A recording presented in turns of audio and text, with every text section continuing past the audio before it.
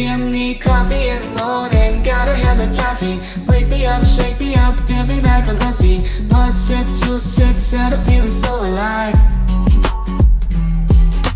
Coffee in the morning, it's the best way to survive.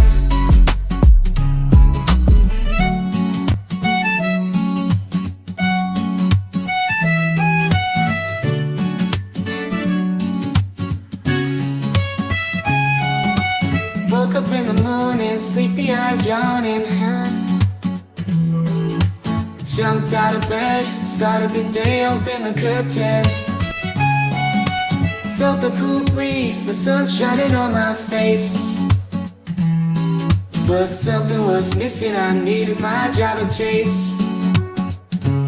Give me coffee in the morning, give me coffee in the morning, gotta have the caffeine. Wake me up, shake me up, dip me like a lassie. Must shit, juice shit, set a feeling so alive. Coffee in the morning, it's the best way to survive.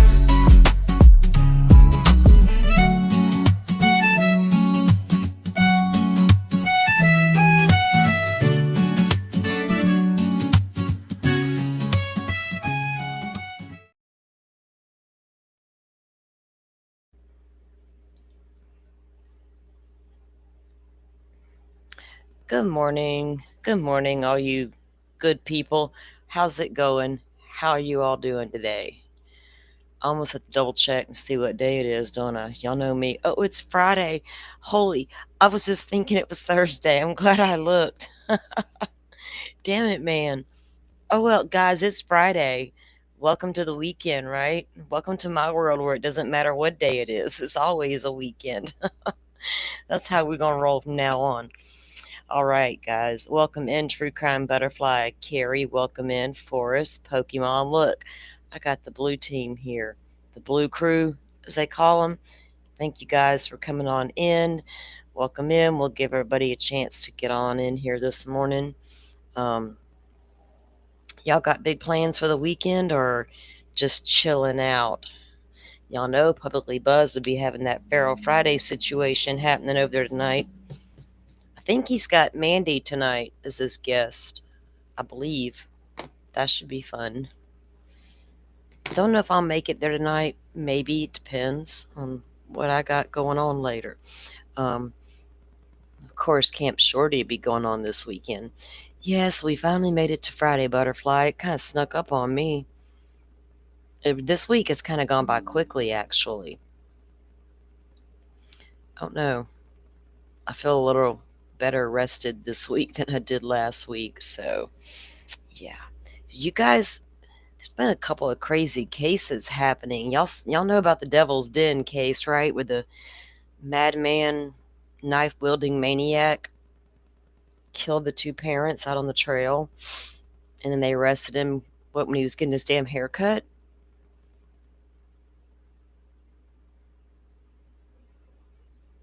Okay, Pokemon. Mandy's may not be able to be there tonight. Okay. Well, if not, we'll give her grace to handle her business and she'll get back at it as soon as she can, right? If we got just Steve, then hey, you can't go wrong with just Steve. It's always a good time anyway. Y'all know what to do over there. Pop whatever makes you happy and hang out and watch a good movie. I wonder what he'll have you guys watching tonight. Hey, that deck of cards he has is pretty cool, right? Pick the movies. Yeah, Pokemon, he was getting the darn haircut. And what, he's a teacher? This guy was like the teacher and everything. And so I saw a report that somebody was wondering if he was there to try to kidnap, like, the child. And yeah, I don't know. I don't know what his motive was yet on all that. Okay, thank you, Butterfly. She just dropped the link into the chat for you guys. Those of you who do not know, that is for Publicly Buzzed. He's a good friend of ours here at the channel. A lot of my community hangs out with his community or members of the same community. We just have a good time over there. So he has a show on Friday nights called Feral Friday. and you start here on YouTube, then you go over to the Kick app to watch a movie.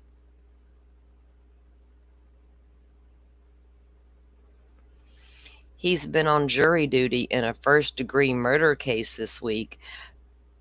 Who, Steve? I'm confused now, Pokemon. Who we talking about? Because I hadn't heard nothing about that.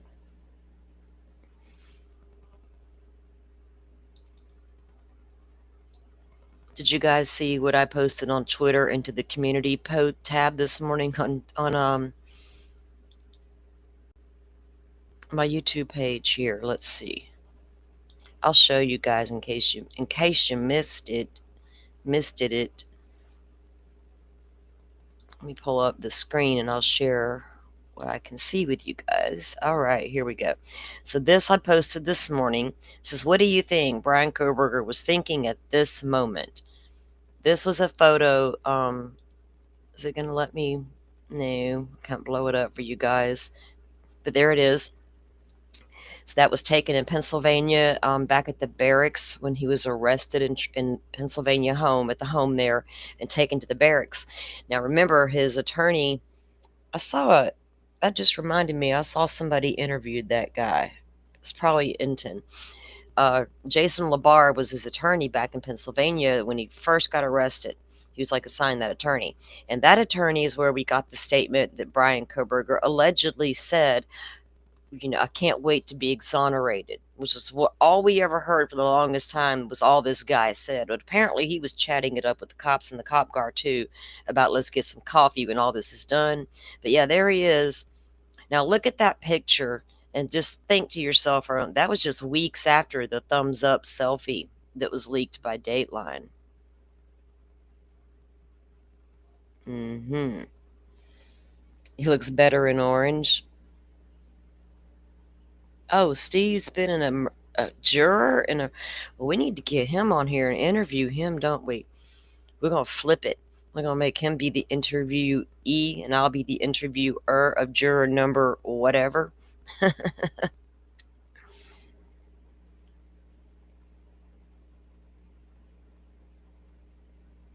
That's super interesting. Okay. They do a family vacation there, Carrie, every year. That's crazy. Oh, I thought you meant at that Devil's Den place. I went up and saw your other comment. Hold on. Your family's going to the beach for a week. They leave today. The dog sitter couldn't go, so Warren and I are staying home. Oh, so I'm packing for everyone else. They're all going to the beach for a week and you're not going with them, girl.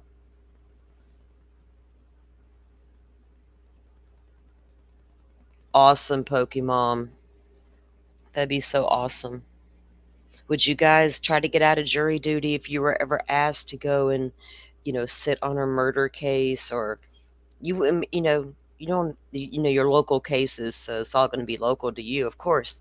But would you just go do it because you're like curious as heck, because you're in true crime? Or if you weren't in true crime, people out there who don't ever want to fool with that kind of stuff, but some are like, yeah, I'm all over that. I'd do it. It's part of your civic duty, plus being in true crime. Curiosity killed the cat, right? But yeah, there's Koberger after his arrest. And I just wondered, what the hell was this guy thinking? Like, did they say, hey, look up, dude, say cheese, or did they say look this way, or did he just happen to look up when they took it? No, they probably said, give us a look, dude.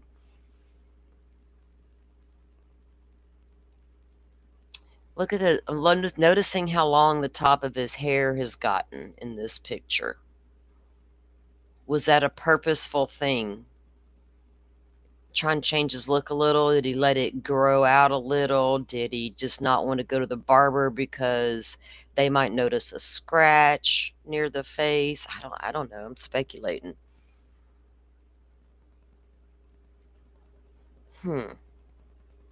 Anyway, so there he was. Dill hole, sleuth, dill hole. I like that y'all got some. There are some names on these YouTube streets that are just epic as hell. Like motion to scream, what the fuck, granted. Where is my girl at? She'll be in here in a bit. She'll be working today and listening. All right. There was another interesting news. I've watched it for a couple, not watched it, but I've noticed the story for a few days, and I actually watched a couple of little updates on it. And I don't know what's happening with this. Did I have it here? I should have it here. So you guys saw the one about the abandoned baby found. Oops, sorry. Damn, that's loud in my ear. Okay, about the little baby that was found abandoned at someone's home in Tennessee, and how they started investigating. And I don't know how, if they put a picture out of the baby on TV and someone's like, hey, we know where that baby is supposed to be, and that led them to where the home was at. But they found 4 dead individuals when they were investigating this. Everybody getting y'all's good mornings and hellos on over there. I love it. Okay. Let me move my drink before my cat decides she's going to own the desk. No, ma'am. Get down. Okay. So this was, like I said, this is 4 people were killed. It was an adult woman and her, I think it was her 15-year-old son, her adult daughter, which was like a young adult, like 18, 19, I can't recall her exact age, and her partner, were all 4 dead, and the baby, I guess, was taken from the home. It had to, it couldn't have crawled. So I'm assuming the baby was taken from the home by whoever killed the people and randomly placed in someone's yard. So at least they did do that and get the baby to safety or whatever, but it's just crazy. I don't know who did it yet. They don't know, or they may have a idea. Yeah, meow. She's just sitting here looking at me like I need to do something for her. She's got everything she needs because she's the queen. In Memphis, this is News Channel 3 at 4. A breaking news update we're following this afternoon on your news leader at 4. 4 people found dead after a baby girl was found abandoned at a house in Dyer County. Thank you for joining us. I'm April Thompson. I'm Alex Coleman. We've now learned those victims are Adriana Williams and Matthew Wilson, who were the infant's parents, Courtney Rose and 15-year-old Braden Williams. After the baby was discovered, law enforcement identified them early in their investigation, saying they wanted to speak to them, but the 4 were discovered hours later, about 40 minutes away in Lake County. WRAG Shay Arthur is live tonight off Old Highway 20, where that little girl was initially dropped off near Dyersburg. And Shay, we know you've done a lot of digging into this case today, talking to people there in the community. What have you learned? April, Alex, so many emotions on this one. So many people really just left shocked. They're stunned by this news here. Essentially, first, that this child was left abandoned at a home here in this area. And you can see behind me, essentially out here in the middle of farmland. Heartbroken. Her family is now gone. So many people left with questions tonight. Tonight, there's a community hoping for answers. What led to a little girl being dropped off outside of a stranger's home? Then 4 people, 2 of them identified as her parents, being discovered dead hours later. They're devastated. So we're just thankful that the baby was spared. Grateful for that. Amy Anderson is a family friend. She knew the victims, Adriana Williams, her partner Matthew Wilson, Adriana's mother, Courtney Rose, and Rose's son, 15-year-old Braden Williams. They were really good people. Adriana was the sweetest person. She loved being a mama. She also talked to Matthew's mother about him. He was a wonderful daddy. He loved the baby. And Courtney, she loved her kids. A tragic, complex case. The TBI is heading up the investigation. We knew we were dealing with something more than just your typical homicide, so I knew that we were going to need the expertise of TBI. So far, the agency has released few details, only saying 4 bodies were discovered on Carrington Road in Lake County, about 40 minutes from where the child was initially discovered. You know, just having children of my own, and I have a 2-year-old grandchild, so I could just imagine, you know, how the child felt in this heat. So, you know, immediately your heart goes out to the child, and then once we get the other information, it's you know, a little bit of a shock at that point as to the 2 being related. Yeah, I mean, such a tragedy here. And Alex, April, again, I talked about very few details being released. The district attorney not telling me how those victims died or exactly how they were located. But he did want to make one thing clear. He said this was not a random act. He did say it was an isolated incident. For your news leader reporting live in Dyer County tonight, Shay Arthur, WREG News Channel 3. Isolated incident, just like in Idaho. So this is a very rural area, guys. Your suspect pool, is going to be limited. So you go and you look and you see, is there any interstates around? This is like Delphi. Who the hell's going to know where this little area is in this tiny little town in the middle of nowhere? It's like all the little trails around me. Who's going to know about them? You got to literally get off the interstate and drive for quite a while till you get to one of them. So you got to know they're there. It's like you're not going to stumble upon them by accident. But this is a very small rural area. So did you say they got a sketch or a picture out of this guy? Because I hadn't seen that yet. But then again, I didn't look hard this morning either.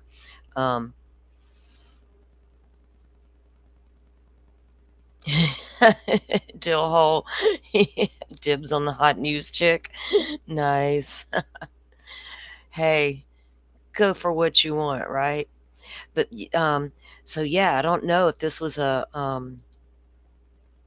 a drug situation, love triangle situation? Was it a boyfriend of the mother, or was it someone the young couple with the child knew? Oh my goodness. So they kind of think they know what happened if they said it's isolated. Yeah, Pokemon, right? Isolated incident. Everybody else is safe because they were only looking, this was targeted, right? A little more information would be nice. Do we have a suspect description? Do we have a suspect vehicle one we can work with? Are we scouring for videos? I'm sure you shared it. Where'd you share it to me at? My Discord? Let's see. Oh, Law and Crime. Oh, they do. Is it on their YouTube? Okay.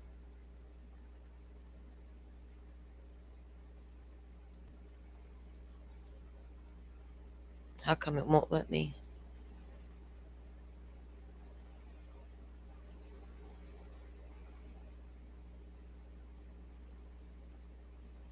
Oh, never mind. That was user error. All right, let me pull up this video.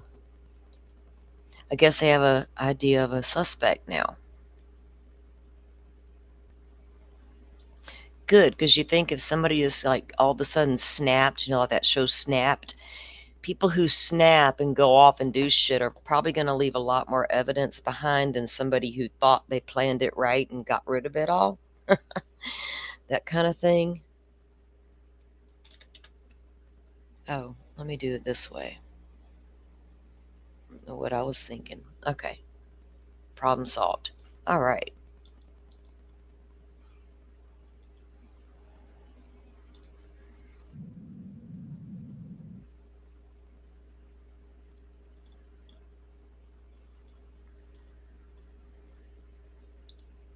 Okay. All right, let me slide. I think it's the same news agency that we watched a minute ago. Welcome in, Forrest. Thank you for reminding everybody as well. Okay, here we go. Share the screen.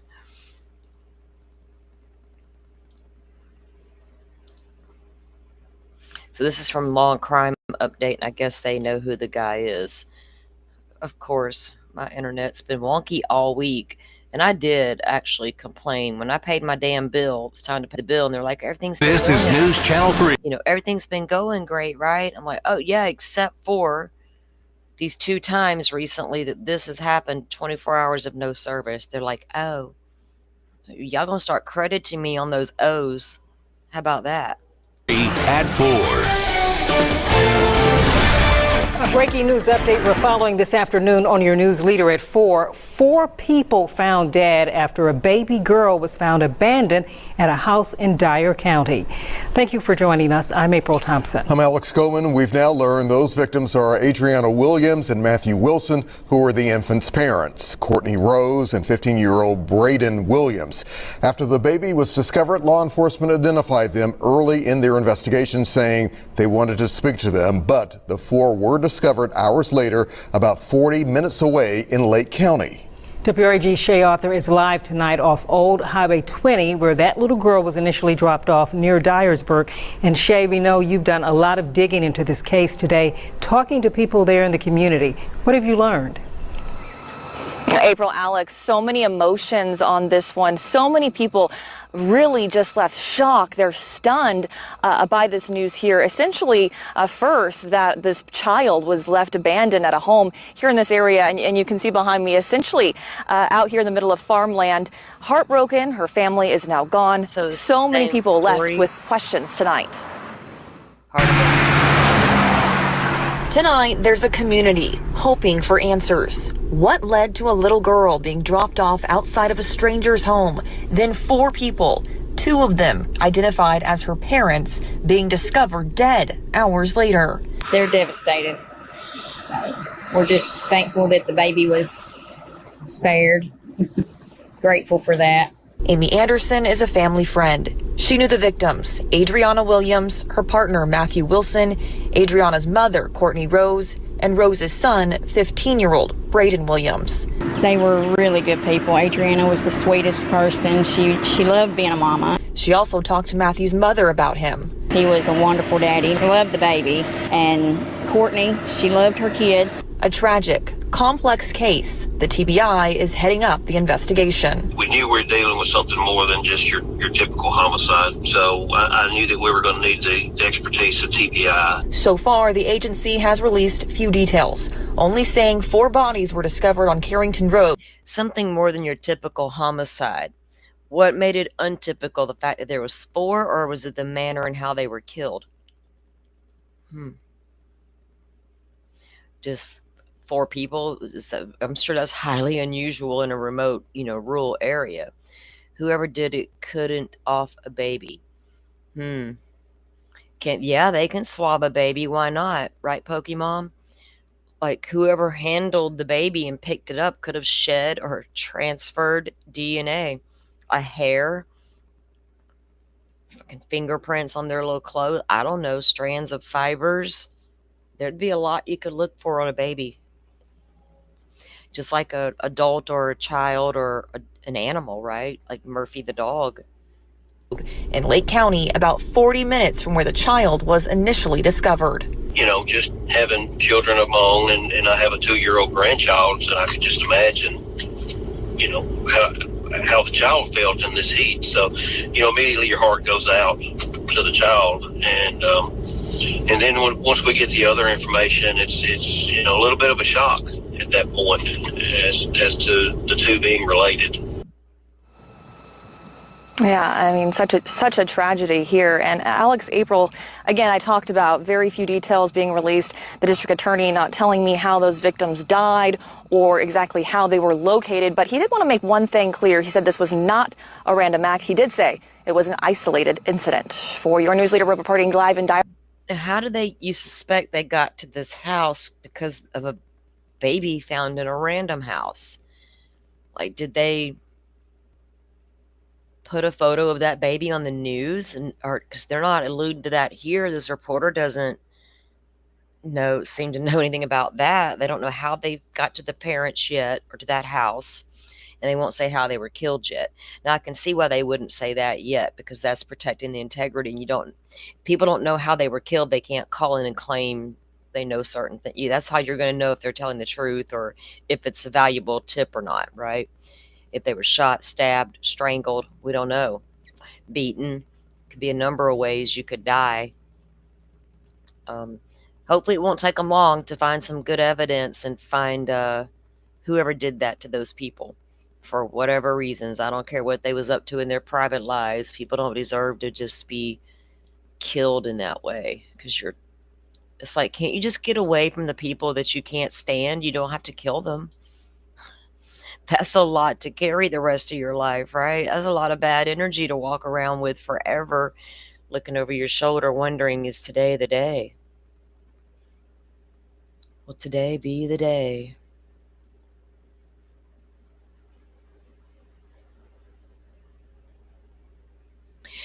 Y'all, I just gotta say something because it's bothering the crap out of me. And it's got to do with my favorite person to cuss in the world when I get mad, Stephen Stearns. So Butterfly and I had read a long time ago in the documents, or I think we actually, either we read this audio transcript, Butterfly, or we've heard it in one of the audios that was released, but we're hearing it like more of it in its entirety, where Stephen Stearns talks to his parents over the jail call about finding Maddie and realizing Maddie was no longer with us. We're not going to talk about it today because I'm going to get really, y'all know how I get. But we got to do a show about this because I need to release it and talk about it with my peeps. And y'all need to vent when y'all see this kind of stuff too. So it's something we're going to unpack together. But there was a local station there that had been doing a pretty good job of keeping up with the case and have a good playlist. Justice for Madeline going. And so anyway, I'm going to share that with you guys. If I don't do a show this weekend, which I normally do not, you know that, I'm going to put it together for one day this week. I might do it this weekend as a members live because I think we need one of those soon. Yeah, we'll see about Saturday night. If my household is all empty on Saturday, we'll do that Saturday night. And I say if the household's all empty because I don't want to do a live when there's people here with me because it might get loud and all that annoying stuff, and I just don't want to deal with it. Okay, so we're going to talk about that eventually. Today we're going to do what we have been doing and get back to our Koberger investigation documents. Now here, the way we've been doing it, guys, we're just unpacking them as we go through them one by one. And there's a lot of great ones ahead of this. There's a lot of good ones we've already read. We're going to get to all of them. But what we've been doing is I'm breaking them down and telling you guys, hey, this is this report number here is for a warrant. And we don't really read that one because it's a one-pager. I applied for a warrant, end of story. So not looking at those. We're looking at a lot of them, but not every single one of them. But we are unpacking them in order here. We've talked about some of the ones that are coming up in the review that I have known about that we just had to go ahead and talk about. I look like a freak on purpose just to keep the real. Can I just scream this? Are we like, okay, I just found another one of my peeps. Of course, it mostly backfires. Oh my God. I love that. I freaking love that. Hey, you gotta do what you gotta do because the Jeepers and the Creepers, those people ain't right in the head. They lurk everywhere. Are you a coyote in a field of wolves? Once I get to know you. Y'all, I'm gonna start quoting songs and I won't stop. If you know, you know. All right. I do love that energy. My God. Y'all know I'm an energy person. I like to vibe high and good energy. We can't sit in sadness too long. If you're an empath, you cannot allow that in your life.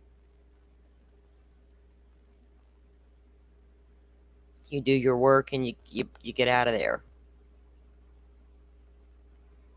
And yes, empaths have work to do if they just embrace it and learn how to do it right.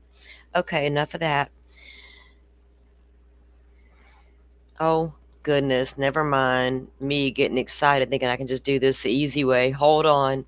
Y'all know I can't.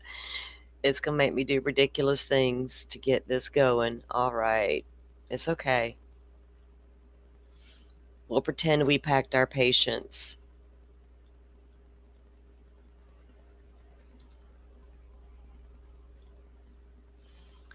But I have to say, it really is kind of aggravating that it makes me do it this way every single time. But whatever, whatever.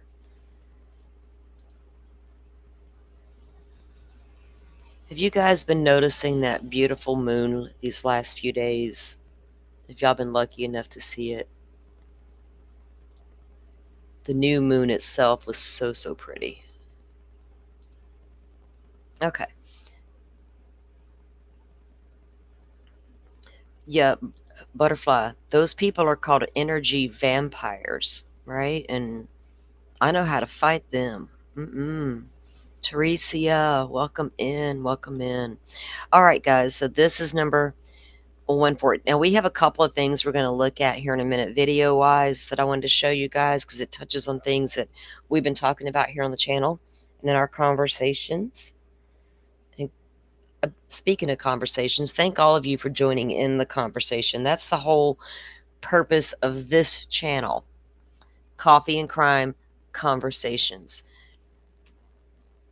I can sit outside in the backyard with my coffee and hear myself talk all day to myself. But if I come on here, I can talk to you guys and see your comments, and we're all a part of the conversation. You guys always have fun things to say.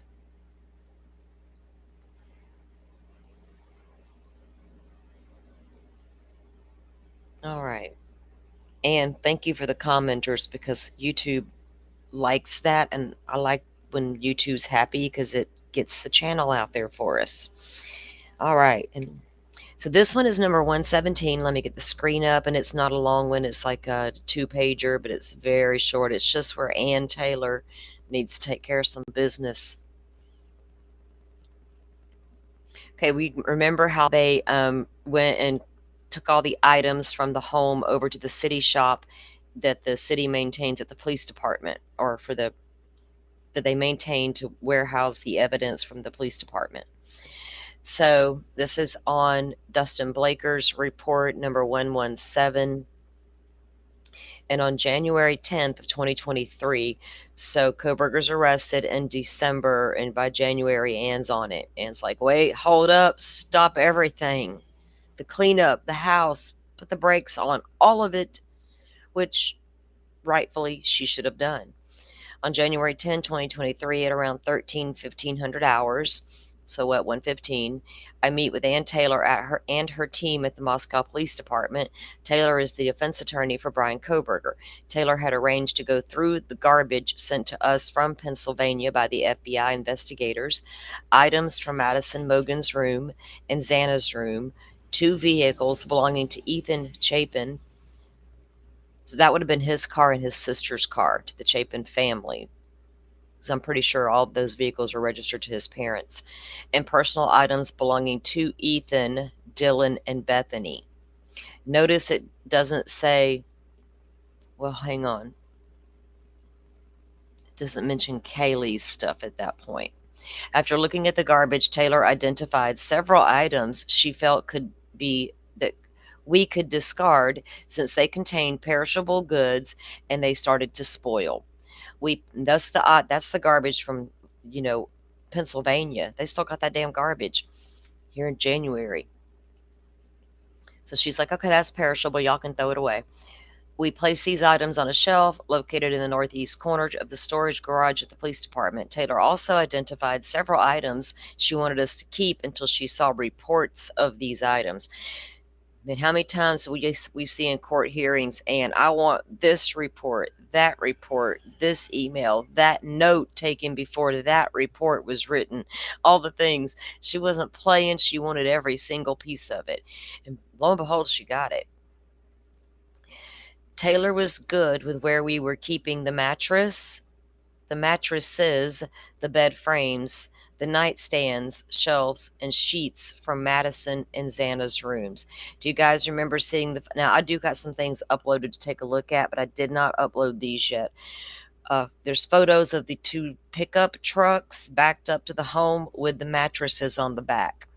And from an investigative crime scene point of view, when we saw that, or when I saw that, you could see graphic. The double bed that came out of Xana's bedroom was covered in blood. You could see it. on the mattress. I could see which mattress came from Maddie's bedroom, loaded onto pickup trucks like my daddy and these good old boys around here drive.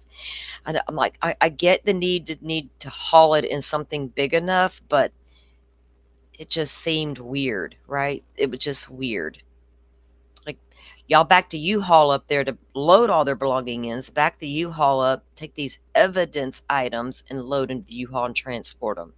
But they were covered. They weren't just thrown out there for the world to see, exposed to the elements. They were covered, but you could see right through the clear wrapping that was around them. I escorted Taylor and her team to the city shop, and they went through personal items that I'm assuming it meant that were removed from 1122 King Road weeks earlier. These items belong to Bethany and Dylan and Ethan. When Taylor was done, she identified several items she wanted the Moscow Police Department to hold, and she was going to request an order from the judge to take these items and have them tested. These items were placed in cardboard boxes and placed away from the other items.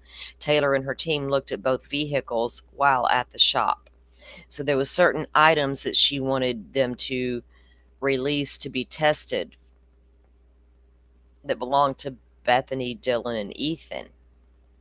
She's looking at an angle that would pertain to one of those three. Not like they're suspects, but something tied to them as a suspect. I don't know. Just trying to get into her thought process behind that. Now remember, we're going to keep reading about this. Remember how they released Dylan's items to her? And then they had to call her back and play the takesy-backsy game and say, we need that back. And she returned it because Ann Taylor got that order from the judge. You got a problem right there with your chain of custody on that particular evidence because it was released back to the witness and then returned from the witness back to the police department and re-entered into evidence. That whole whatever those items were, they're null and void at that point in my brain. I don't care which side I work for today. That's a problem. Okay, so that was the end of that document. The next three documents actually, we're not going to pull up on screen because they're literally, but let me do this while I'm, to get that out of the way. Okay, because the next three are the same document, and it is documenting that they were there packing up the belongings of the students. Very short and sweet, says who they are, and that's it. The date, time, and all that good stuff. That would have been document 118, 119, and 120. And 118 was written by James Fry, packing up the belongings. And that's when he states he has rented the U-Haul. And 119, this one was kind of interesting because the only interesting thing about 119 was the name of the person on the report. Their damn name was redacted. So you got the initial K and P. The others are all, their names are listed. Why would that one particular person have their name redacted on this document that just states, I was there packing up the house? I found that odd. Is that an undercover person lending a hand because they're short-staffed? I mean, I don't know, guys. I found that to be the only odd thing in that little set of documents. Anytime there's a redacted name, you're like, I don't care if I don't know the name. I'm just like, why? I don't know why I just brought this. Oh, this one was kind of interesting because, not interesting, but sad. Let me just say that. Because if you think about it, this is literally all the woman had left of her child. This one was prepared by Tyson Barrett. I could be underage.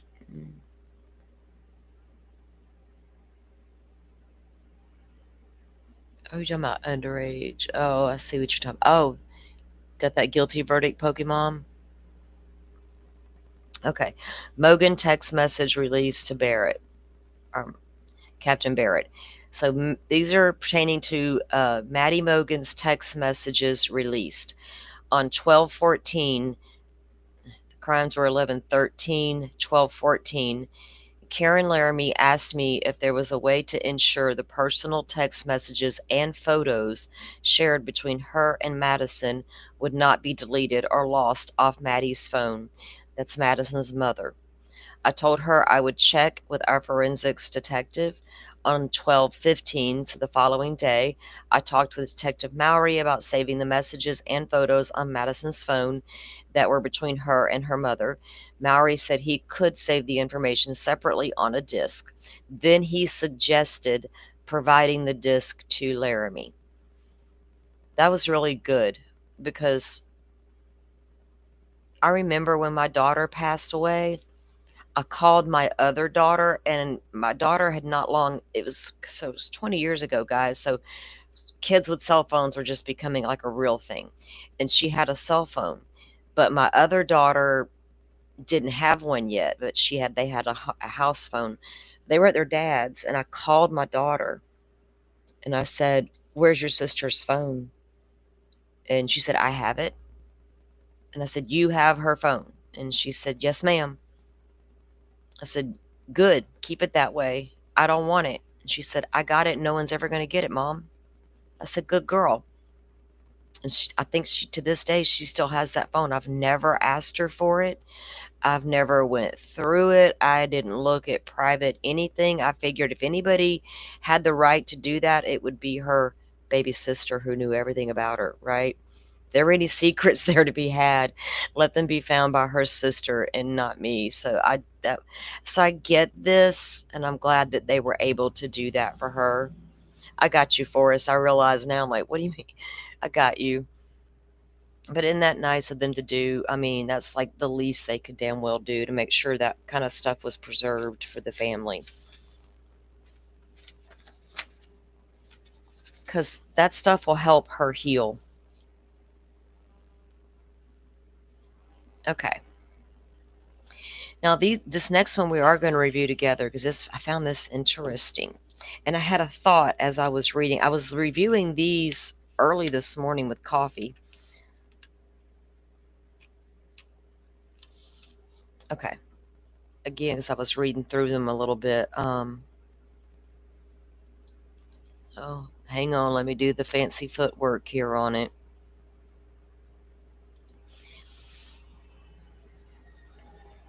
So y'all remember we were hearing the other day when Koberger got arrested over in Pennsylvania. He wanted to make sure his family, or his parents at least, I guess, and his dog, was okay. I remember Koberger was at school in Washington, so I'm assuming that the damn dog was still living at home with mom and dad. But he wanted to see if that dog was okay. So I'm thinking, is Koberger really like a dog person? Believe it or not. You know how animals are supposed to have that good instinct? Was he able to mask and fool animals? Did he have a soft spot for animals, especially dogs? Were dogs prone to going up to this guy and not thinking twice about it like they do me?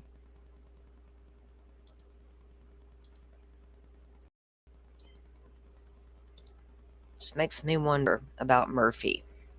What was Murphy doing in the tree lines? I watch him on his little Instagram page, and the little stinker's so cute. Not my type of dog at all. I would never own one, but he's cute. Okay, so this is another one, and this is by Brett Payne. This is the number 122.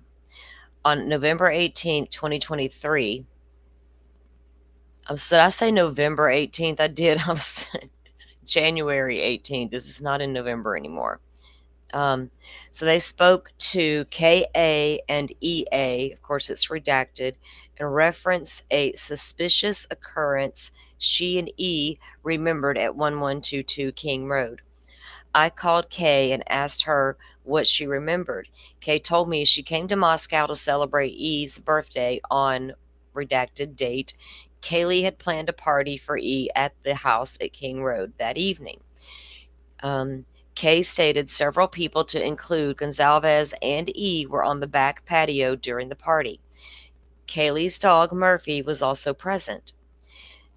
Kay stated Murphy ran up into the bushes behind the house on several occasions and would not return when they called him. Kay stated they called Murphy numerous times before he would come back. Kay told me the group eventually went inside and shut the door. This was the only occurrence that Kay was present for, but told me E remembered more similar occasions. So there's an occasion that this particular evening, Murphy's continuing to run up into the tree line, the bushes, doesn't want to come back. When they're tired of it, they go inside and shut the door. I called E on on 119, referenced those occurrences. E also related the occasion on the birthday and added it was unlike Murphy to not immediately return home when called. Now, what time were those girls walking Murphy that night and he didn't come back in, and they go back in and the other one goes to the other one, where's Murphy? I don't know. And I'm like, well, was Murphy running around outside?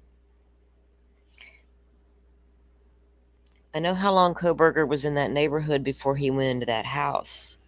I'm just wondering, did he ever park at one point and get out, change his mind, get back in? How familiar did he make Murphy get with him before he entered that fucking house? Oh, I'm thinking out loud again. I'm not sitting in the backyard. I'm on a YouTube live language. It's early in the morning still. I got thoughts on this Murphy situation.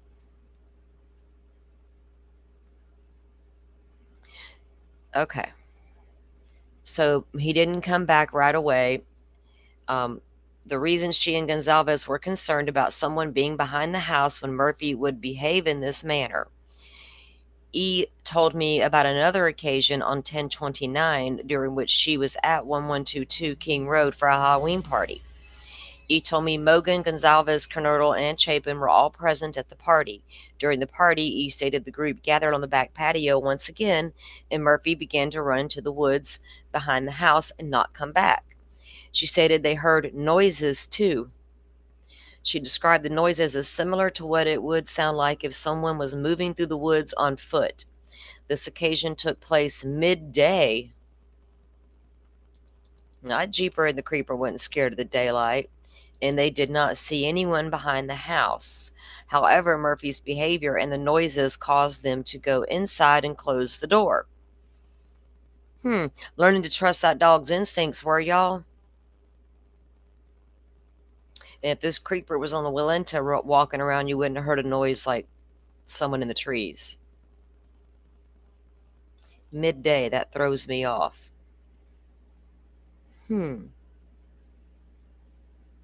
Random college kid walking and lurking through the woods, maybe? There's literally a path back there behind the Queen. Here's the thing about that. That back parking lot where it's all dark, where Koberger allegedly parked. Well, I know he went back there, but exactly where he parked, in that pad or dead beside the house, I'm not sure. So back there, though, it's so dark. But there's that concrete path from Taylor Ave leading up to King Road house. Comes out right there facing the house.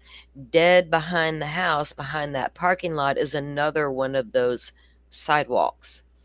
And it leads, I'd have to show you guys on a map. And it leads back to Willenta and on down to the Arbitrarium. So I'm wondering if there was like just legit people moving around back there. And Murphy's getting a little older, so is he starting to become a little more protective of his turf? You know what I mean? Branching out, scoping out the place. Well, Carrie, that's the thing. Why would they have unlocked doors with suspicions and Kaylee already suspecting dudes following her around different places? But some say they always lock the doors. Some say they might have forgot. Some say, a whole handful knew the front pad code entry. Was the back door ever locked or not? Did it actually work or not? You'd think. That's why when you talk to your kids at night and they're away at college, don't ever, when you say, I love you, baby, did you lock the door? My dad raised 4 girls, mostly in a rural area, mostly in safe communities. Pensacola, not quite so safe no more. But when I was a kid, it was. We were taught to lock the doors. I drive my own kid crazy with my door locking situation. Like, dude, I was raised by a daddy who made me lock the doors. He didn't trust nobody out there with his baby girls. Mm-mm. And daddy don't trust you. I don't trust you. Apparently, that's a cruel world out there, and I need to be afraid. Y'all should be very afraid of freaks like this running around deciding today's the day.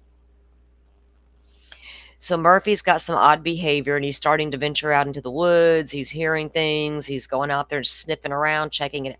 Is he scenting anything, right? When Murphy goes out there and he's not coming back, Murphy's out there smelling the hell out of everything. What sense is becoming familiar to Murphy out there? Is it Brian Koberger's? Did Brian Koberger ever squat down there in the dark in a tree on the ground in the darkness in his balaclava and black clothing and stick his hand out there to Murphy when Murphy approached? Hey, buddy, smell me. It's a possibility.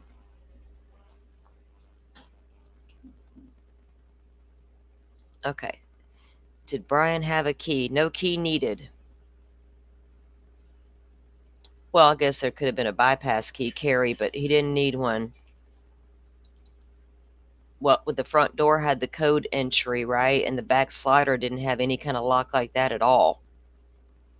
Just the inside routine slider door lock. Old school one on that one at best. And well, if he stole the key from the girl at where he worked with, the Asian chick had the key went missing. I can't say he stole it, allegedly. She had the key went missing, and then it turns back up in the drawer later, so he's prone to taking a key.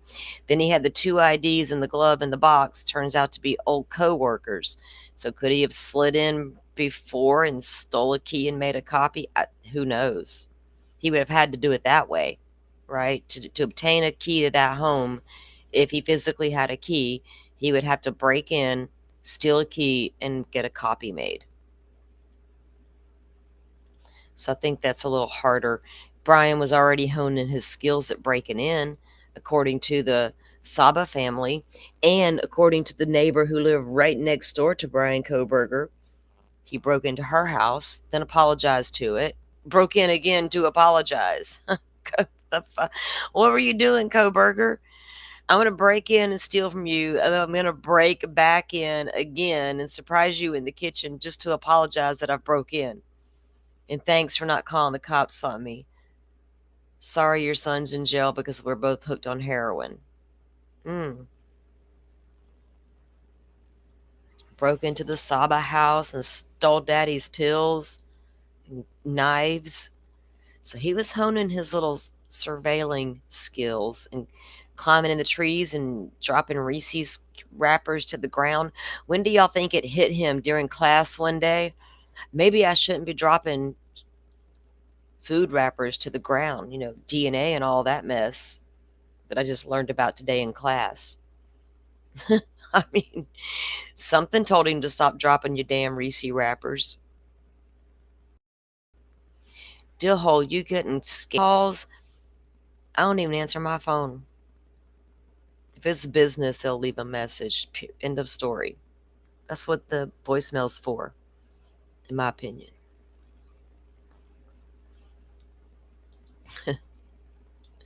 I literally will not answer this phone. I honestly don't care. If it's important, they will leave me a message. And I'll get back to them if they're lucky. Okay. So this is number 123 in the reports, Tyson Barrett. This is another one about, so 11:13, around 1200 hours, I received a phone call from Gunderson informing me his team responded to a call at 1122 where they found 4 deceased college-age individuals. Okay. I had to make a note of where I was on my list so I don't get lost on the list. We don't want to be lost on a list. So he is notified of the what had happened in so he goes, college-age individuals inside the residence. He said it was apparent they had all been murdered. Gunderson said they did not know the location or the identity of the suspect. Sergeant Gunderson said his team had cleared the residence and secured the scene. He said they identified a group of college-age individuals outside of the residence. I feel like something was in my eye. Maybe it was on my glasses or something. Ugh. Okay. So they know the group of college individuals outside the residence, and they needed to start interviewing them. Okay. I called Chief Fry, Lanier, and Dellinger to let them know about the homicide. I called Detective Lawrence, told him about the homicide, and asked him to call in detectives. Sergeant Lawrence said he would call in Sergeant Blaker and Payne to assist as well, because they were slated to rotate into detectives soon.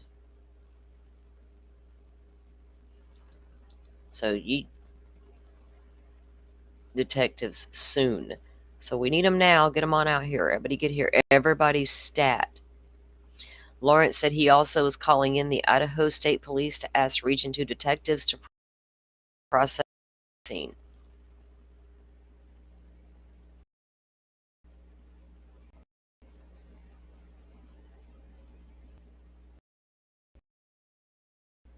Oh, hey, did Joe pop in? I haven't heard from Joe since what? Yeah, Joe, are you still here? Let us know what you're doing. Okay. So they call in the state. When I say ISP, my mind goes to Indiana State Police. So I got to fry from my brain. Idaho State Police to ask for crime processing. I called BE, which is the students at the U of I. I'm not even going to say their name. Matter. BL with the U of I Office of Public Security to inform them of the homicides at the residence near the U of I campus. And the victims appeared to be college students. When I arrived on scene, I met with Sergeant Gunderson and Sergeant Lawrence on the street in front of the residence. We briefly discussed the scene, and I was given the names of the 4 individuals who were killed. Ethan, Xana. So at this point, he knows the names of them. Okay. What was the time on this one? So he names the victims, Dylan, and then there's the witnesses were outside. Dylan and Bethany were roommates and were apparently inside the residence when the incident occurred. Gunderson told me a dog was taken out of Kaylee's room and transported to the Humane Society for safekeeping. He told me it didn't appear the dog had gotten into the room where the murders were committed because he didn't have any visible blood on its body. So, was Kaylee's bedroom door shut the entire time? Or were the bedrooms to the victims' doors shut? Apparently, Xana's was never shut because Dylan saw Xana on the floor on her way down to Bethany's. Thought she passed out from drinking. The next morning, that's how Xana was found. Door still open. Not all the way open, I don't believe it was, but it was open enough they could still see Xana laying there. So hers was never shut completely. But Murphy never went in that room. I get it. They do describe him as timid and kind of afraid. So, but now we're upstairs with just the 2 bedrooms. The girls are in one, he's in another. Was Maddie's door shut the whole time? Where was Murphy when this was going down? Was he in Kaylee's room, as I suspect? And was Kaylee's door shut the whole time? We know he was barking. Dylan hears barking. We also know at some point during the night he was loose and running around, and they didn't know where he was for a minute. I don't know when they got him back in the house. How did he get back in the house? Who actually let him in? Was it Kaylee in the end that got him in? Did she put him in her room with her? Did she get up and go to Maddie's room because she heard noises and was startled by that? Was she really in Maddie's bed the whole time? That's what I don't know. But the damn dog never went into Maddie's room either. So that tells me one of those doors was shut the whole time. at least after he got done in Maddie's room, did he shut the door on the way out? And then the dog couldn't get in there, right? He didn't even have blood on his paws.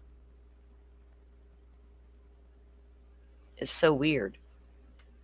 Because dog owners, think about it. Your dog, if someone harms you in your home, is your dog gonna, and your dog is spared and can get to you, the dog's getting to you to see if you're okay, to wake you up, check on you, sniff you, all the things you know your dog's gonna do. Do y'all think Murphy would have done the same thing if he could have accessed that bedroom to where those girls were at? I think he would have. So yeah, I'm wondering now if, and I haven't heard or read in any of the documentation about the crime scene yet about Maddie's door being shut when they arrived, right?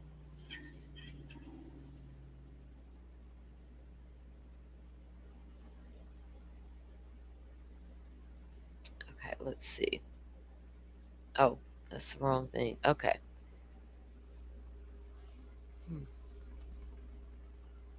When I arrived on scene, I met with Gunderson, and he was given the names and then the roommates outside. Okay. Gunderson told me a dog was taken out of Kaylee Gonzalez's room and transported to the Humane Society for safekeeping. He told me it didn't appear the dog had gone into the rooms where the murders were committed because it didn't have any visible blood on its body.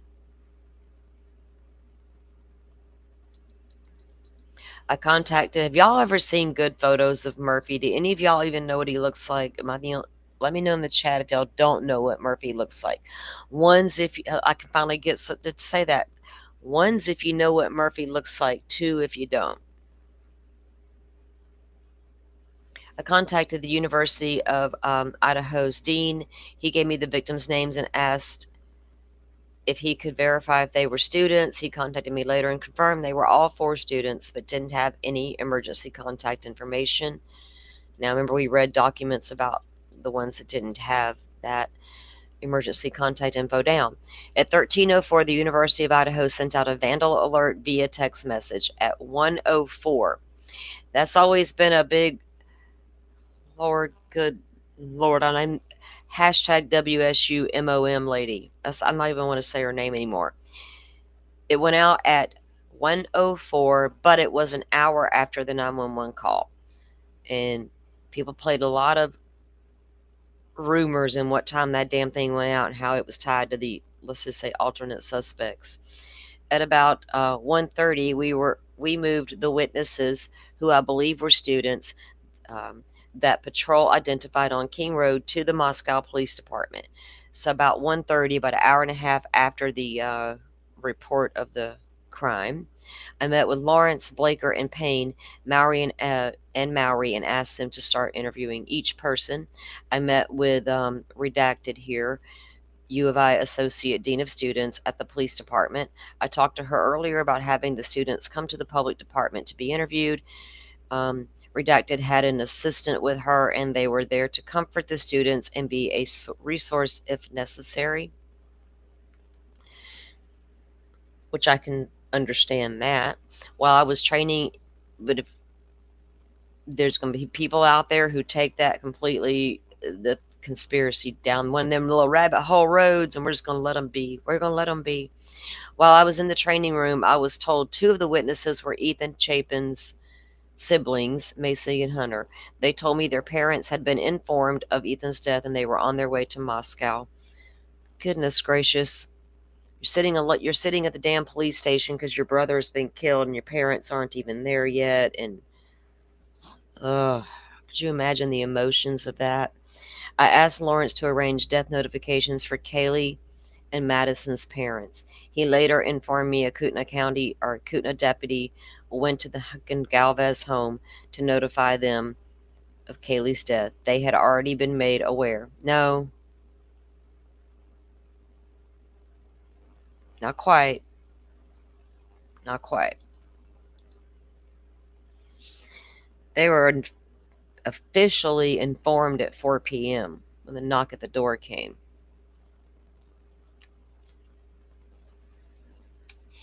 Captain Dillinger told me he met Xander Kernodle's father, Jeff, on scene. Remember, guys, we had read that, and I told you it was the parents' weekend. Jeff was actually there with Jasmine, and visited with Santa and met Ethan and the family and all that weekend. He was on his way home when sister called him to come back. Something terrible was happening at Santa's, and Jeff showed up on the scene.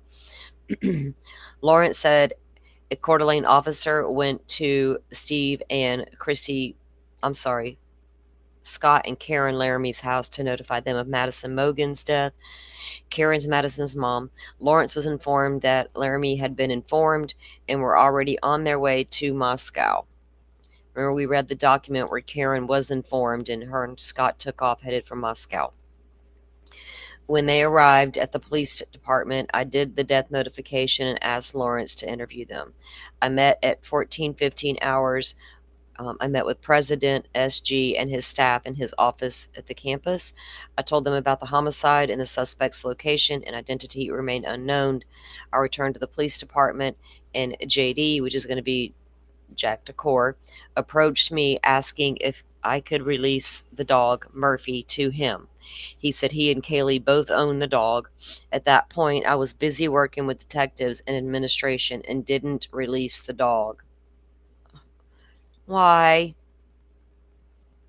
Jack probably needed that dog at that moment, and that dog probably needed Jack. Y'all didn't get no evidence off the damn dog. It was hand that paperwork off to your assistant or something, sir. I know he was busy and he had a job to do, and that really wasn't top priority, but golly, I talked with Corporal Payne, and maybe I've grown a soft spot for this stupid dog. I mean, I don't mean to call him stupid, but y'all know what I mean. It's crazy, silly. This silly little thing with this dog.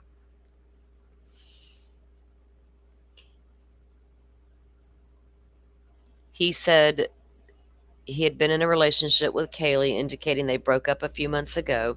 Payne told him he told Payne that he and Gonzalez remained friends after the breakup. I asked about the dog that had been removed from the residence and taken to the animal shelter. Corporal Payne said Decor told him that he and Kaylee both owned the dog. Later that afternoon, Decor approached me again and asked if I could release the dog to him. I called Captain Lanier, who was the Sergeant Gunderson outside of 1122 King Road. Lanier was with Gunderson, at the residence. Lanier confirmed that with Sergeant Gunderson that they understood that he co-owned the dog and the dog was taken to the animal shelter for safekeeping. I was told the dog was uninjured and didn't have any blood on it. I agreed to release Murphy to Decor. Get off of there. Let me...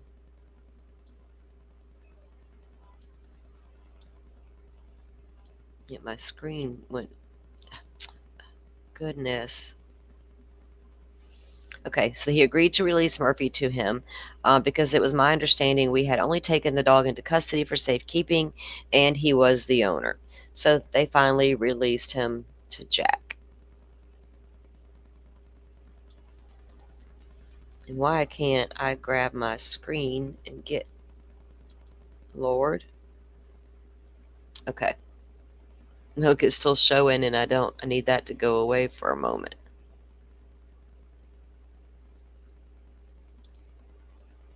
Oh no.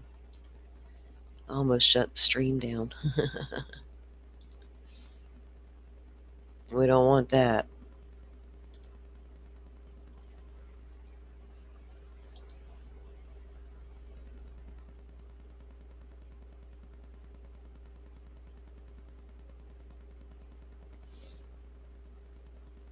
It's flipping out, guys. Hold on a second. I don't know what's going on. It went wacko on me.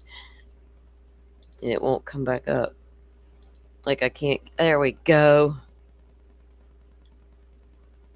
Wow, it had a mind of its own today. Okay. Yeah, Carrie, you think he's been in there before? Hey, Hawkeyes. There's a chance. There's always that chance. It was kind of open to that, you know, and the floor plans were always available online.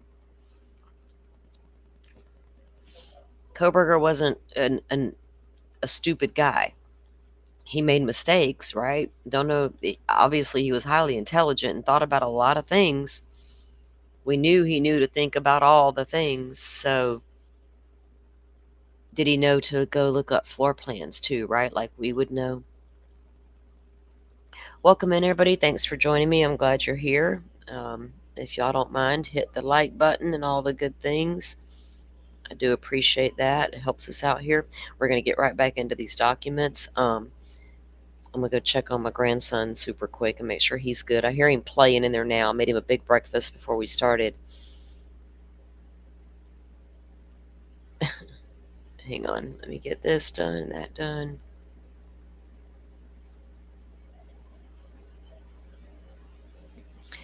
Pokemon. Doggies more than people. I get that, right? Hey, Dizzy. Welcome in. Hawkeyes, Motion to Scream. There's our girl. I told y'all she'd be along with that cool name. Are you listening while you work? We appreciate you. We appreciate it. Okay, so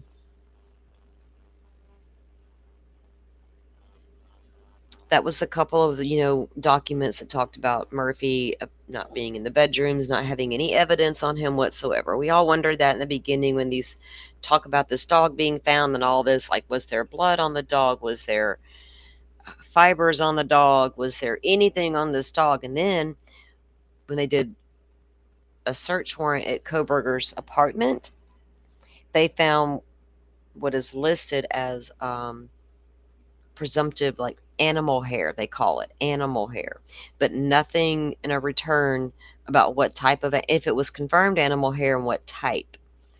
Now, knowing Koberger had a dog at his mom and daddy's house, and his dad was in his apartment, did a transfer of that dog's hair occur? I don't know. I don't know whose hair that. Apparently, that wasn't a Murphy hair, because if there had been a Murphy hair inside of Koberger's apartment, the prosecution would have stood there and told us all that at sentencing. Not only do we have his DNA on a sheath, but we have a Murphy hair in his apartment. We'd be like, what? How do you explain the Murphy hair in your apartment, right? Hard enough to explain that DNA on that sheath, but damn.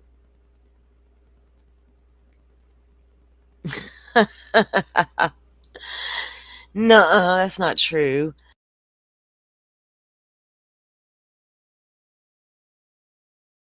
I peek in on Hawkeyes when she goes live. I sat on the porch and watched it rain with her the other day. Not even lying. Y'all see my avatar. I'll be peeking with her. I'm only going to peek in your windows if you're sus. I'm not a peeping Tom. Don't be sus and I won't be peeking. How about that?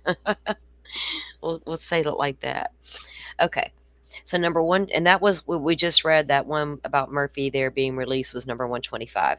Then they moved to 126, 127, 128, and 129.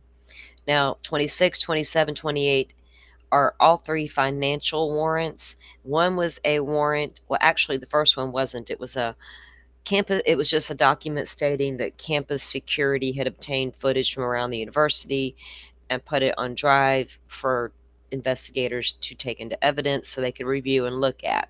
That's all that document stated. And the next one was 127, a financial.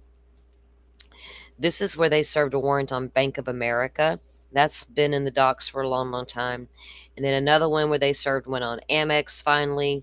And I think that one was for, I forget which person. I don't remember which persons those accounts were for, because there were so many financial warrants in this case. But that's all that was. Now, 129 was a little bit interesting because it was for a warrant they pursued for an Xbox account with a gamer tag, and the gamer tag was redacted. And whoever the person is, their name was redacted, but the initials were CC. And I was like, CC? That's not Brian Koberger. It's not Ethan Chapin or Hunter Chapin. And it's not one of the alternate suspects if you want to go there. Unless I'm missing something, I'm not putting it together. But it was weird that was a CC individual For whatever reason, they looked into their Xbox account. Looking for communications with certain individuals, maybe. You know what I mean? Could explain that. Hold on, let me get a drink before I want to cough in you guys' ears.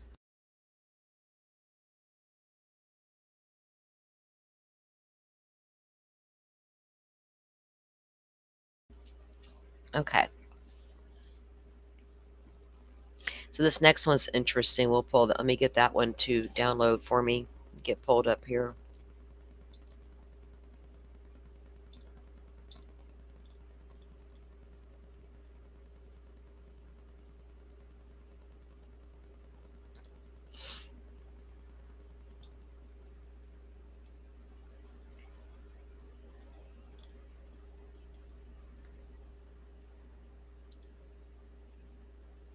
Y'all have big plans for this weekend? Everybody getting those little children's ready for school? Ours start school like in less than 2 weeks. Hell, it might be a week. I don't know. I have to look, double check. I don't have a little one, so my 18-year-old, he's, kind of responsible for himself, so he's on it. But I don't know what day school starts, but it is coming up. My grandson's aunt spoils him, and she's coming to get him this afternoon to go school shopping. Again, like my son already took him. My 18-year-old's getting all his last minute shit together. I don't have little ones yet. Those of you who do still have a house full of littles, y'all are busy right now, aren't you? Getting all that together. Are y'all secretly glad it's about to start back up? By the end of summer, I was like, can school start already? Y'all started, Mr. Polk started Monday. Kids start next week. Nice. Yep, ours are getting ready to go back. Yeah, I was that mom by the end of summer. Is it time for these kids to go back to school yet, right? I look forward to the end of summer and wait, when did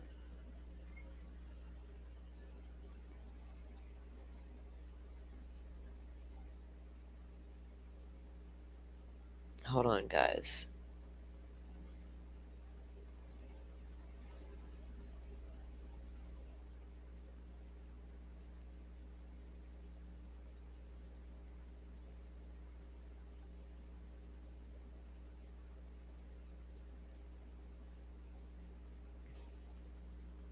Okay.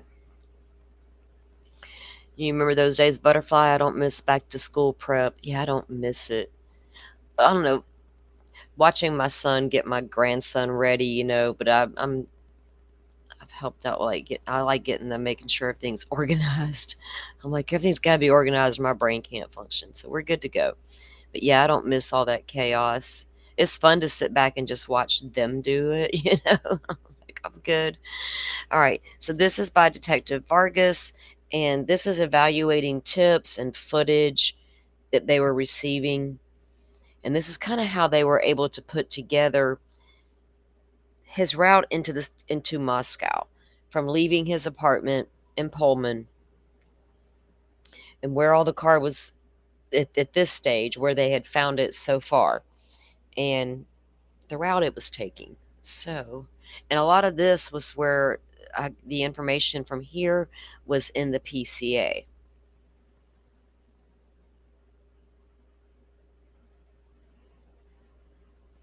I hear that, Dillhole. That's a win-win. That's my plan. Trouble lurks if I go out there and I'm bored. What is it, hun? Hold on. It's like a 17 event that happened in a row on my game.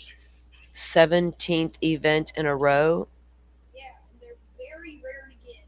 And I just got some of the rarest ones. You did? Yeah. That's awesome. He's okay. He's on a 17th event on his game.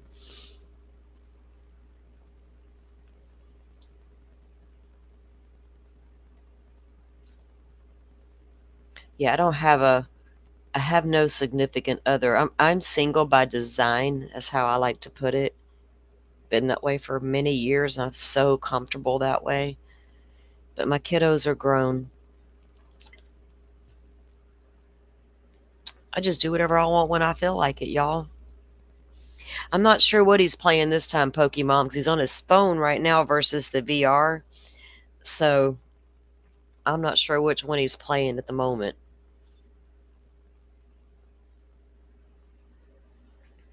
Now that he's like, he turned 9 back in November, and he's suddenly started being this little gamer. He was, kind of into it before.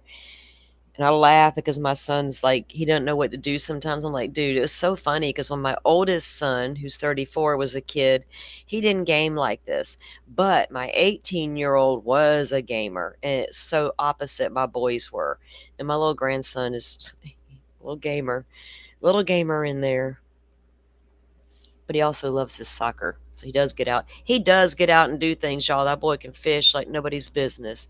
Give that boy a pole and a creek, and you're about to have some fish. All right. November 17th, 2022. Detective Chris Engel with the PPD, that would be the Pullman Police Department, provided me with an email with information regarding several Pullman home invasions involving a possible suspect. Was that leaked screenshot of the guy clad in black at somebody's Ring camera at the front door? Did that come from some of that home invasion footage? Because it was labeled as home invasion. Huh. Interesting. No hot dates here, dude.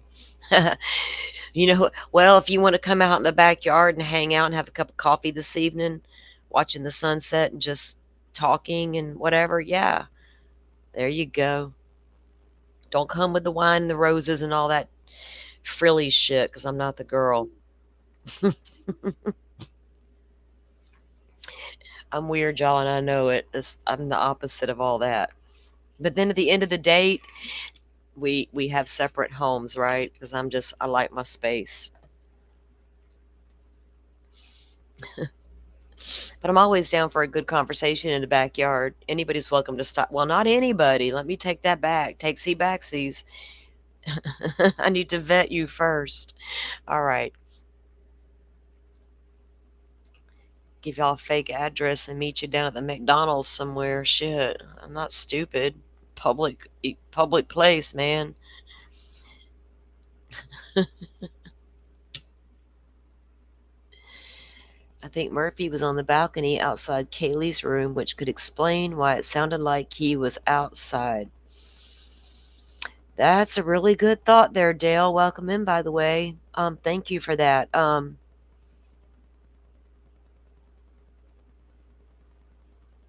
Would the balcony door open or shut? Did Kaylee put him out there, or did somebody else? See, I get stuck on this darn dog. Where was he when all the chaos was happening? So I wondered, did the girls find Murphy at the end of the evening? We know that we saw photos of Kaylee's covers turned back, and now we see it in documents. The cops even noted it, how it appeared to be like someone had been sleeping in that bed.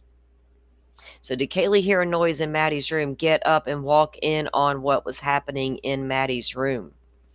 And that just pissed dude off to the next level. We hear how horribly vicious Kaylee's wounds were. You just startled me, interrupted what I'm doing. Are you kidding me? Again with Maddie's best friend? Here we go. Bitch, I'll show you. And she ends up on the bed next to Maddie, and then the cops assume she was there the whole time. Did Kaylee come out of her room and shut her door, leaving Murphy in that room with the door shut, so he was never able to get to her? I don't know, y'all. I don't know. It's hard to wrap your head around what this dog really did. You know what I mean? And as dog owners, we know some dogs got the balls of steel. They're going to do whatever it takes to protect you, and some may tuck tail and run behind you. What kind of dog do you got? I raised pit bulls, but they were all in the end going to do their job and protect. But I had one that was just the biggest scaredy cat on earth. you could holler boo, and this dog is like freaking out, trying to get away. So I don't know how. And Murphy was young; he wasn't that old yet. But that's a good thought that that's where he could have been, because there were reports that it sounded like he was outside. Right? They were even going to go back. The cops were and do the dog bark test, and they were in the PCA. It mentions the 50 camera 50 feet away, picking up the dog barking. Yeah, cops didn't know if this damn dog was inside or outside either.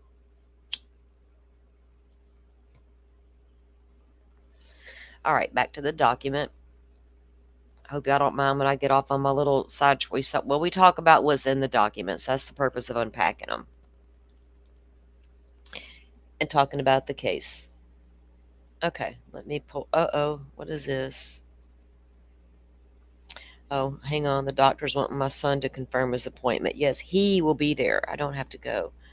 Okay. He is a legal adult now. He's learning.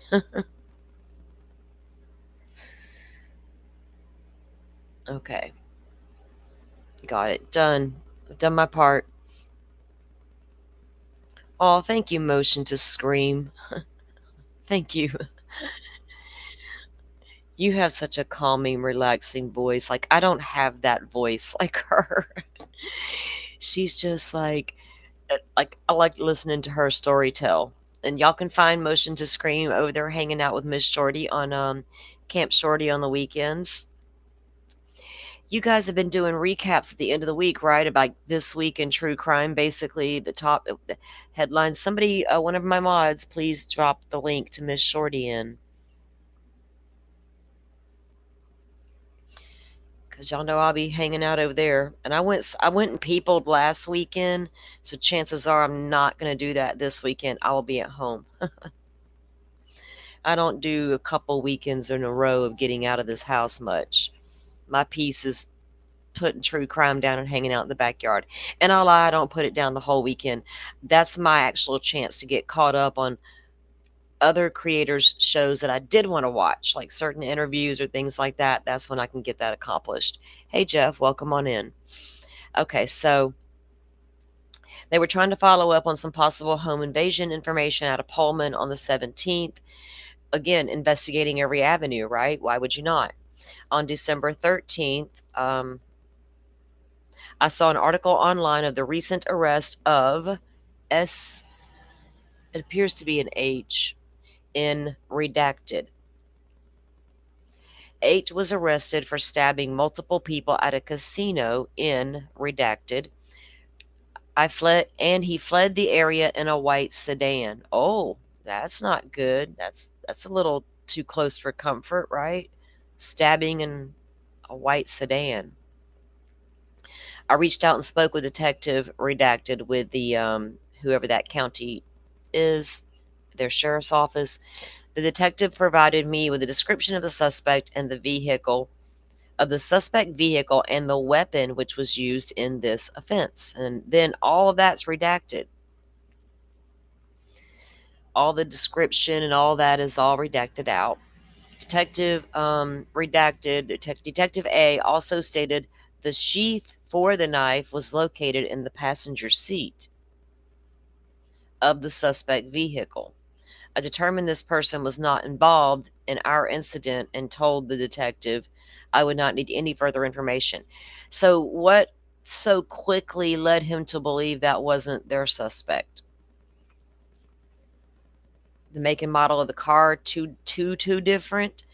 The sheath was not that kind of sheath, not a K-bar. The knife, the weapon this guy used wasn't a K-bar. It was like a totally unrelated type of thing.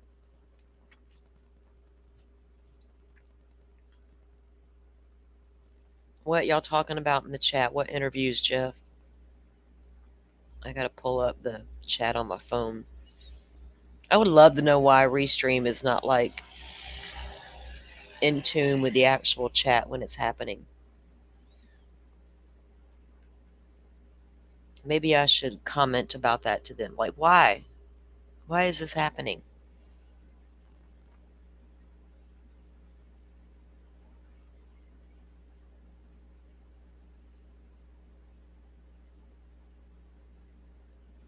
Oh, okay. Tom, are you talking about the interview with Joseph Scott Morgan, right? Over on Courtroom Confidential. If you're talking about that interview, damn good interview. We reviewed that portion of that video here yesterday about how he talks about the butt of the K-bar and how it would have been used or could have been used, right? Very informative. You guys, you got to go check that out. It was a really good show. I promoted it here because it was super informative. I enjoyed it. All right. Let's see.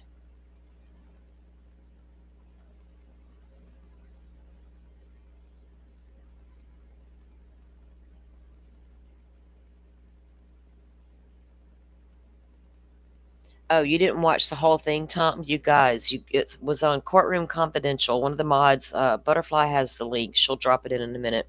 Um, it was a really good interview.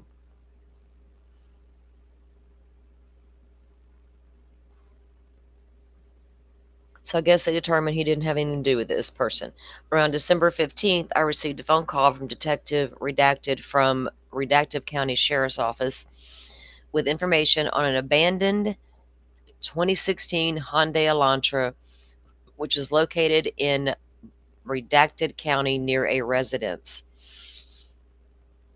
I called Detective Redacted back, and he provided me with the plate number, which is registered to CC. Oh, I wonder if CC's the Xbox account. Remember I mentioned earlier there was an Xbox account they looked into? With CC was the initials redacted name. There it is again. Out of redacted. I wonder, is this the Oregon car, Jeff, that I'm talking about, that they're talking about right here? Detective Redacted stated there was a past contact at the residence where this vehicle was seen parked, because it doesn't mention a wrecked car or burned out car. So I'm thinking this is a different car. The residence where this vehicle was seen parked involving a relative of redacted, and there's a bunch of people there. Detective Redacted sent me a photo of the vehicle, which I determined did not match the suspect vehicle description. So this is not the Oregon car. Blaker also had received this tip from Detective Redacted. Detective Redacted. Listen, we need a shirt. We need a coffee cup. I'm Detective Redacted, and I don't recall shit. Damn it, man. I need one of those. Video obtained and downloaded to the Moscow Police Department for evidence. On November 15th, I called KF, name redacted, but most of us know the name Kane. For sale to the highest bidder. Or you didn't even charge that much money, to be honest. I'd have charged a whole hell of a lot more money for that footage. I'd have been like, lady from YouTube, you want to pay me what? Hold on, let me call Dateline. Ooh, how much did... No, you didn't have 112. You didn't have the gold mine. You had part of it. So I'm gonna get off on a tangent about this. The Oregon car was 2011 to 2013. Yeah, and it was the an Elantra, and the one we just read about, they said didn't match the description. So was it not even an Elantra, right? That's what I'm wondering.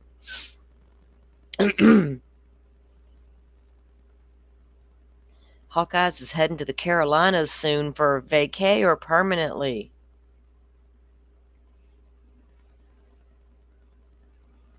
There we go. Butterfly got the link into the chat for you guys to the Joseph Scott Morgan interview we were talking about. Excellent interview. Go check it out. Okay, so he reaches out to the owner of the apartments at Linda Lane, and he has a couple of cameras up there. And he asks about the video footage he has on his property.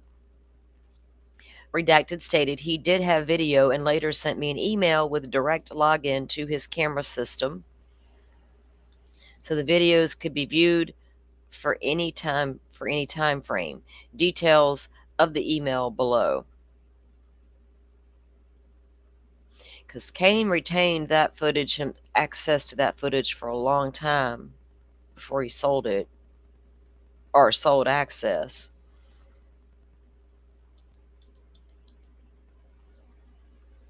Redacted and redacted. Below is a link to a Google Drive with footage from our cameras at Linda Lane. I uploaded videos from 2 cameras, 2 through 6. That's 2 a.m. through 6 a.m. on the 13th. One camera shows the parking lot of Redacted, including a little bit of the parking lot from Queen Road Apartments below. The other camera covers the street of Linda Lane looking toward Taylor and Blake. The longer videos show an entire hour, while the shorter videos show clips where the camera system detected motion. And then there's the link is redacted, but we don't need the link because we got the whole damn footage.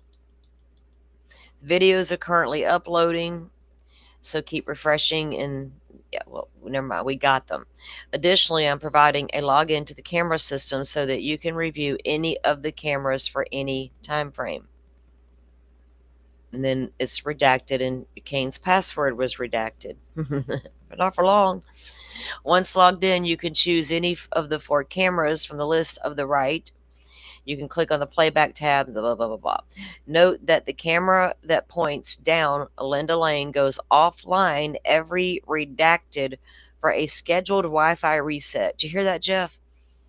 Note that the camera that points down Linda Lane goes offline every day from, and then they redacted the time for a scheduled Wi-Fi reset. Take note, because I know you got that whole damn video analyzed.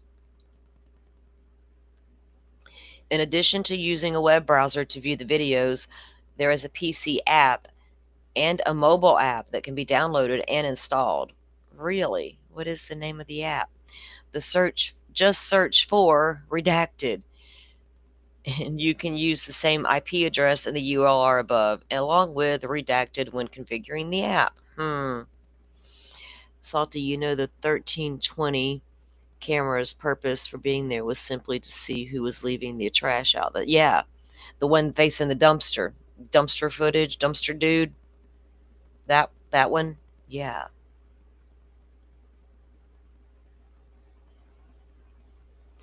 Oh, really? Boy, Kane didn't mind emailing with a bunch of people, did he?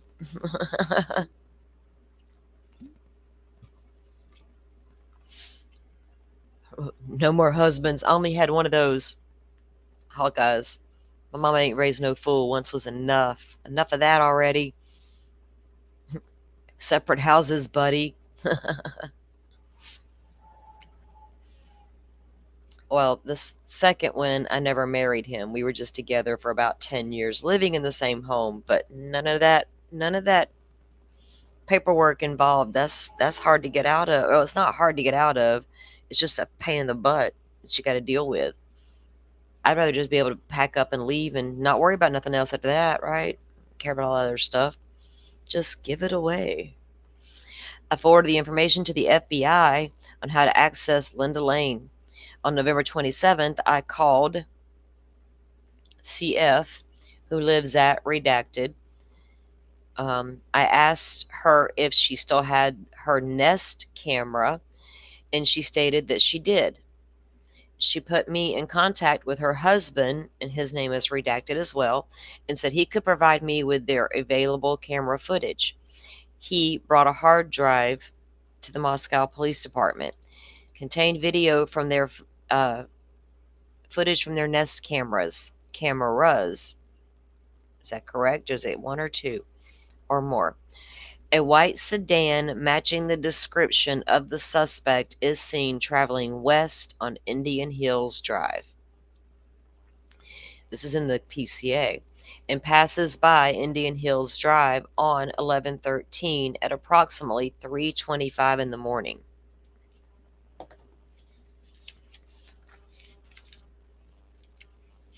Hang on, note-taking time. It's like I'm got this thing in my brain going. I think that was the earliest time that they saw him actually when he entered Moscow.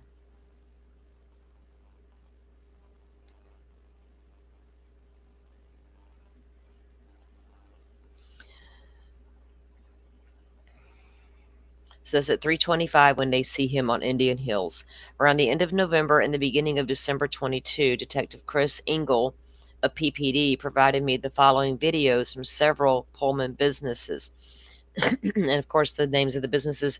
Well, in this document, they're all redacted. We have some of their names in the actual court documents on the docket.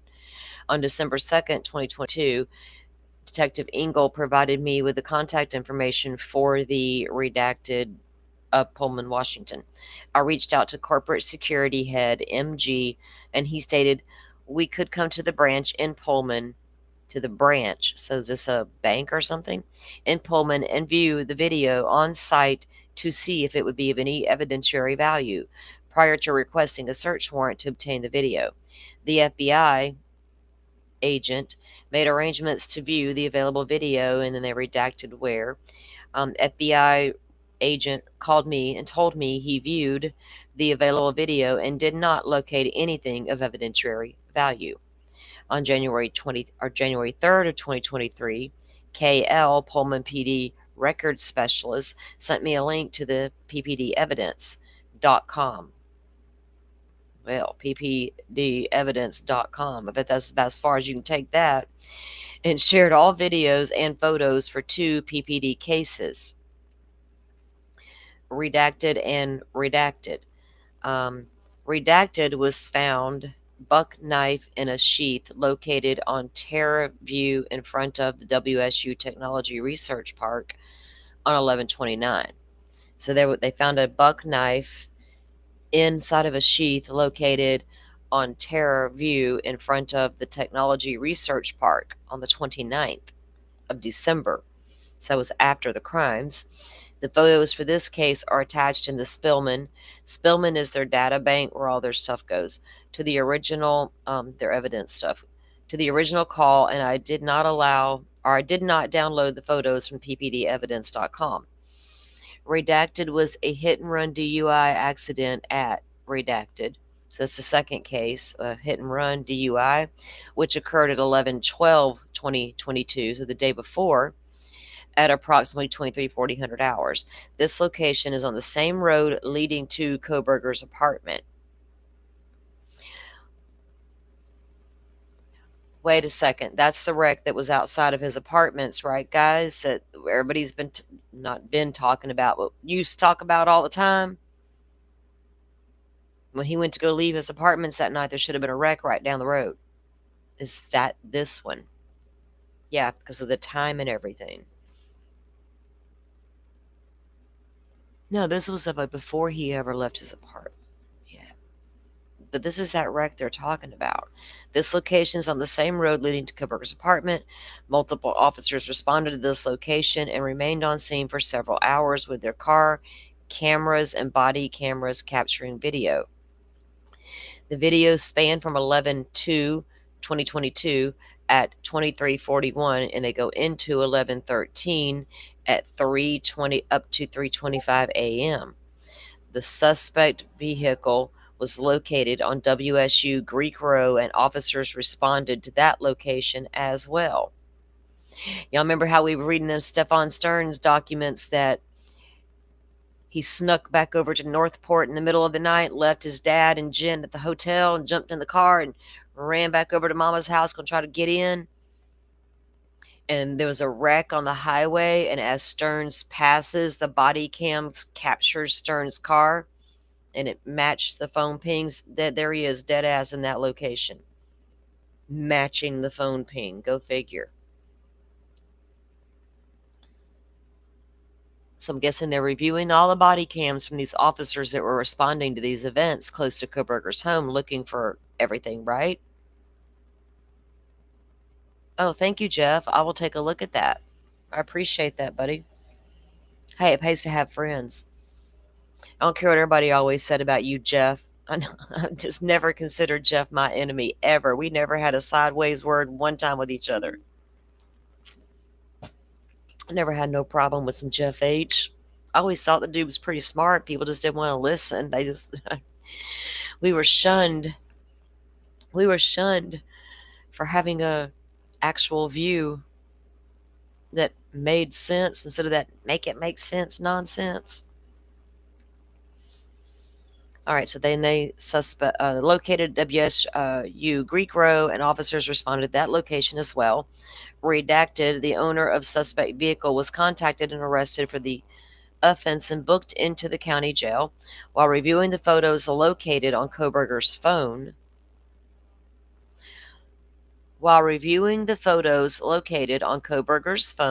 I found a screenshot of redacted Whitman County booking information taken from the Whitman County Jail roster, last modified 11/13/627 p.m. I downloaded all the videos from the ppdevidence.com regarding redacted and will review to see if Koberger drove by the incident between 23:41 and 3:25 hours. While reviewing photos located on Koberger's phone, they found a screenshot of F redacted Whitman County booking information. So the last name of the person that owned the car that was in that wreck. BK looked him up on the booking info. Well, I'm on my jail search all the time locally. What does that mean? It means I'm in true crime and I'm nosy. So he goes on his local jail view and takes a screenshot of the dude's shit. Well, I got screenshots like that on my phone too, but damn, Koberger. Just a natural crime interest, or was it because it happened so close to your house? Interesting thing to have on your phone. That's crazy.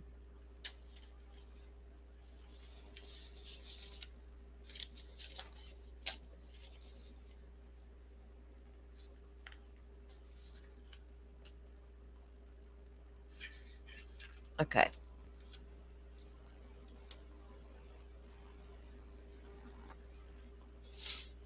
For some reason, we haven't heard of any of the victims being at a place called Mingles Bar and Grill, but it's literally just down. Wait a minute. Okay, wait, it can't. Never mind. I thought about something, then I thought, no, wait, I just debunked my own thought. So this location to this bar is on Main Street, just down the road from the Corner Club. And I wondered for a second just now if that was a location, and I know where it is now. I don't know why I thought that, but I'm like, was that the location of the camera that sees the girls walking down the sidewalk? But it's not. But it's on that same stretch. And for some reason, they put in a search warrant for that, or not a warrant. They were looking for receipts of transactions in this bar. And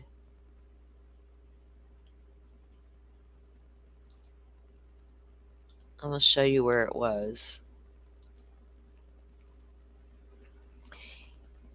Here is the Corner Club.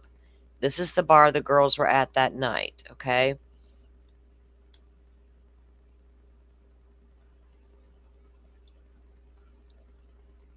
This is Highway 95 in between the Corner Club and Mingles, and it goes all the way through town. And you'll hear 95 mentioned even in these camera videos. Indian Hills led up to him going onto Highway 95. But there's Mingles Bar and Grill is right here. And so it's just down the street. And then Main Street runs up this road here. So you walk from the Corner Club all the way down Main, just a couple of blocks, down to the grub truck.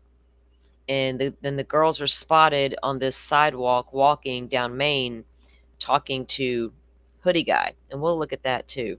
I got that vid because I know a lot of you haven't seen that and you were hearing me talk about it.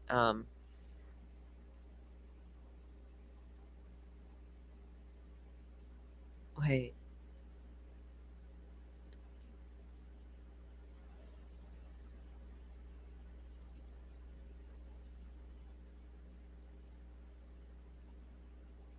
Yeah, Jeff, right. This lays out how thorough their investigation really was, right? And they did look at all the angles. Shit, they search warrant old Showalter's apartment all kinds of ways, right? Found some presumptive blood or what they thought could be and all that. So I felt like there may be a little bit of truth in those rumors we were hearing based off some of what we've read, but you know how that story goes when they grow taller on down the line kind of thing. So there's all tiny bits of truth into some of the rumors, but boy, were those rumors wrong, right? But it is nice to see that they actually did do a good investigation. They've made a couple of missteps, and I'll call them out on those because I'll do that in any case, and I stand firm in my beliefs. I don't like being wishy-washy. So if it's good for one case, it's going to be good for another. And we're also going to see other mistakes happen in this case, but not to the point where you botched your investigation like people were suggesting, right? And I got another footage we're going to look at where 2 years ago, and it shows you how Steve Gonzalez himself helped lend support of did they do a good investigation, right? It is what it is. And people trying to sugarcoat what was is crazy to me. It just is what it is sometimes.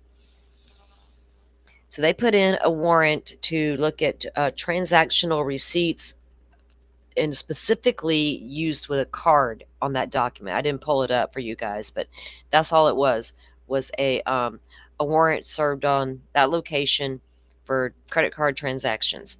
And it didn't say, of course, whose records they were looking at. I don't know if it was one of the victims or if it was an individual they were looking at. I don't know.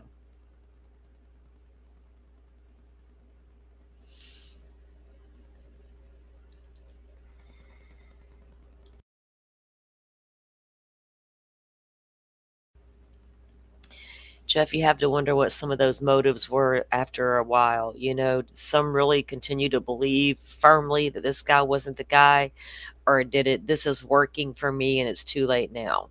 I need to keep it going, right? Some that saw actual evidence starting to appear and common sense prevailed, like publicly Buzz talks about it, the climate of this case in the beginning and what was getting clicks and views, and noticing that if you didn't do a show like that, you were going to get attacked and not get a click and view. Yeah, and accepting that is just what it was. It's crazy what their motives really were. That's where you get that, oh, it's for clicks and views, right? Because some of them absolutely did it for that. Some of us aren't out here just to obtain like wealth, right? I'm not trying to get rich out here. That is crazy talk. And nobody's forcing me to do this. If I needed it to be like an income job, there's like literally a bunch of those out there.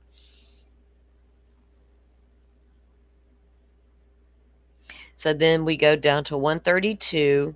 The one about the bar and the grill warrant was number 131. So 132 is just the document where they verified they released Murphy back to Jack.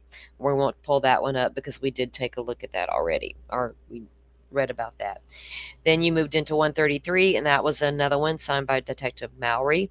And that was a search warrant being issued for Brian Koberger's Tinder account. 134 was a document pertaining to the warrant for the Tinder account of Maddie Mogan.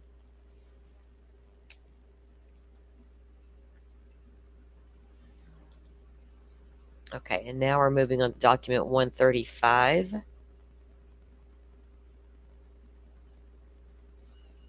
Yeah, some were making gravy for a while there. I don't know what they do now. I don't look at any of those old people. I honestly don't. They don't take up any space in my brain. I'm not the moral police, the YouTube police, all the things.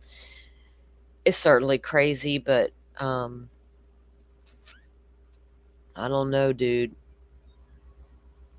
Yeah, well, I don't know what they're going to talk about, to me, it's very dangerous to become a one-topic channel.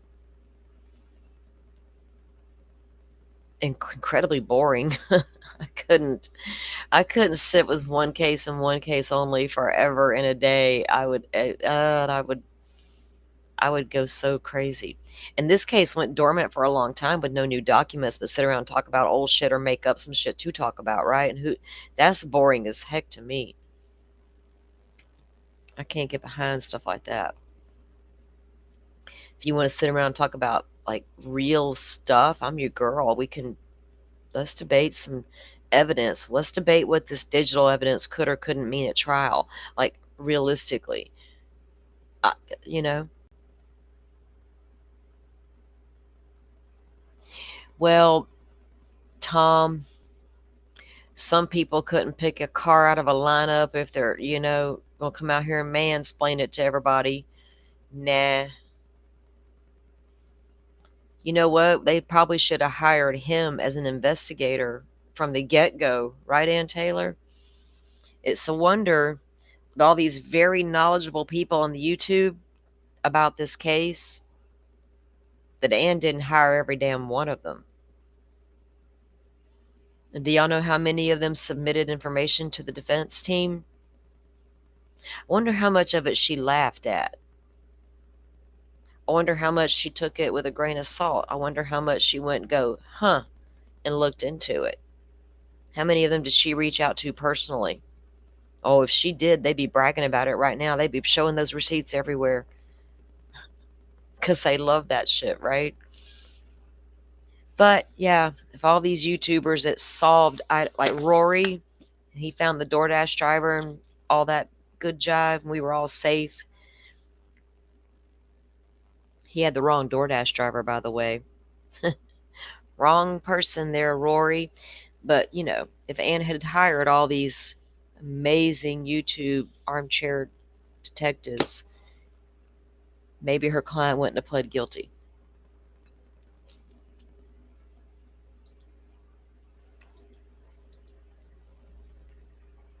Based off information obtained during the course of the investigation, I applied for an arrest warrant for Brian C. Kohberger. Magistrate Judge Marshall signed the warrant on 12/29/2022. Previous search warrants and information led investigators to believe Kohberger left Pullman, Washington, and returned to his parents' home in Albrightsville, Pennsylvania.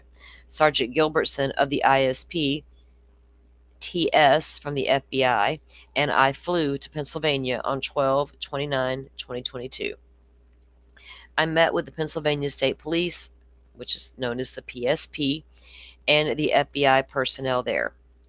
At approximately 1 a.m. on the 30th of December, PSP CERT team conducted an operation at redacted, that's the residence of his parents, and took Kohberger into custody based off the warrant. Kohberger was taken into a nearby PSP barracks, so he's taken straight to the Pennsylvania State Police barracks, where Sergeant Gilbertson and I interviewed him for approximately 45 minutes. Can we get that interview, please? I don't care if it's small talk. I got some evaluating to conduct.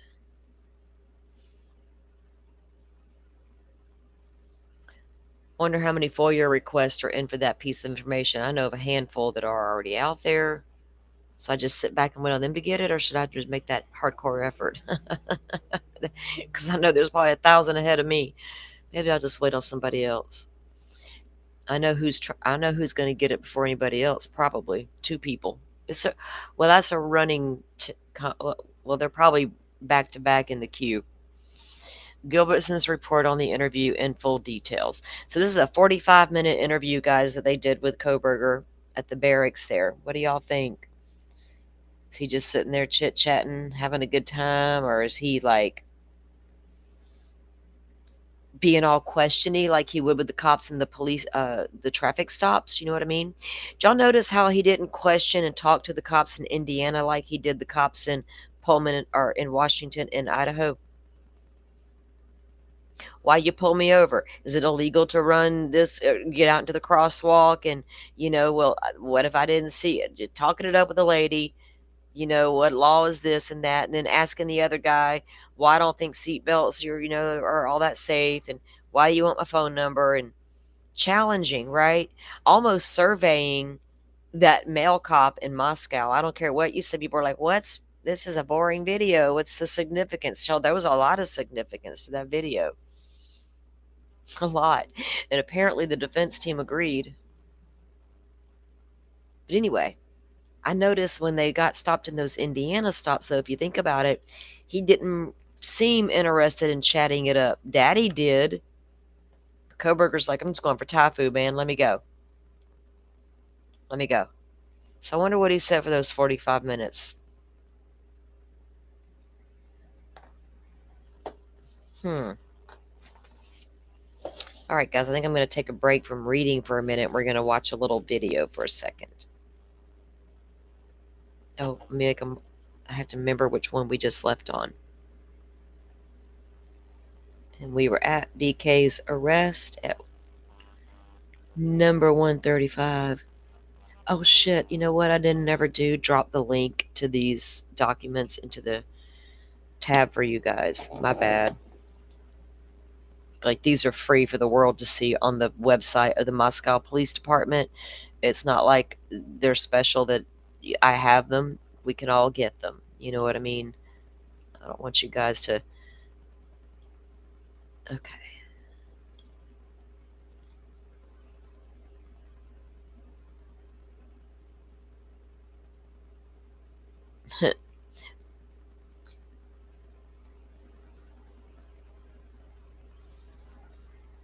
Yeah, he challenged.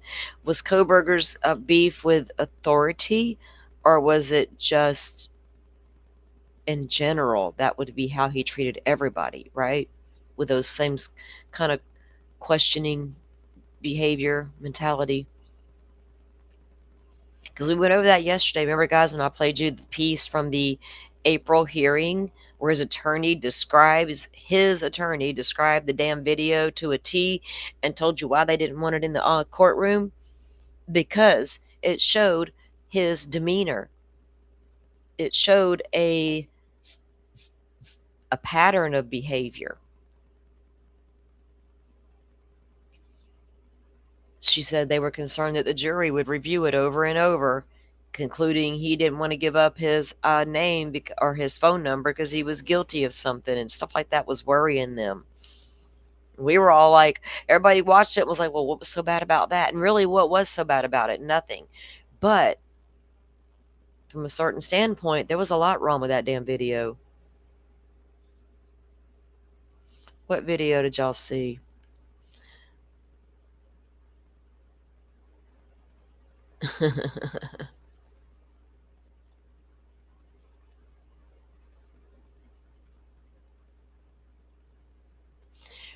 Are you talking about the Farm Road stop, Jeff, that we got? Yeah. He didn't think you needed to wear seat belts or give your phone number up. There was more than just the speeding part.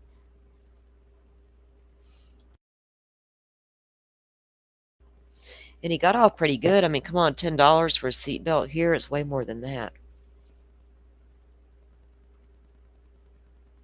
Exactly, Tom. He was smart, but his emotional intelligence did him in. He was suffering on that emotional intelligence.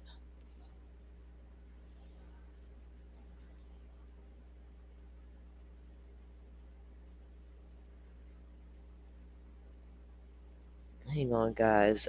Let me...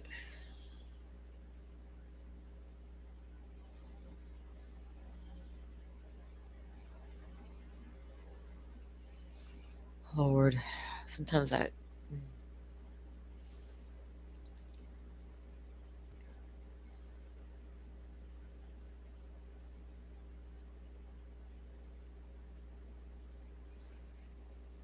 Okay. Alrighty, back to what we're doing here. Okay, I have to go to the restroom, so I'm going to play you guys a little video.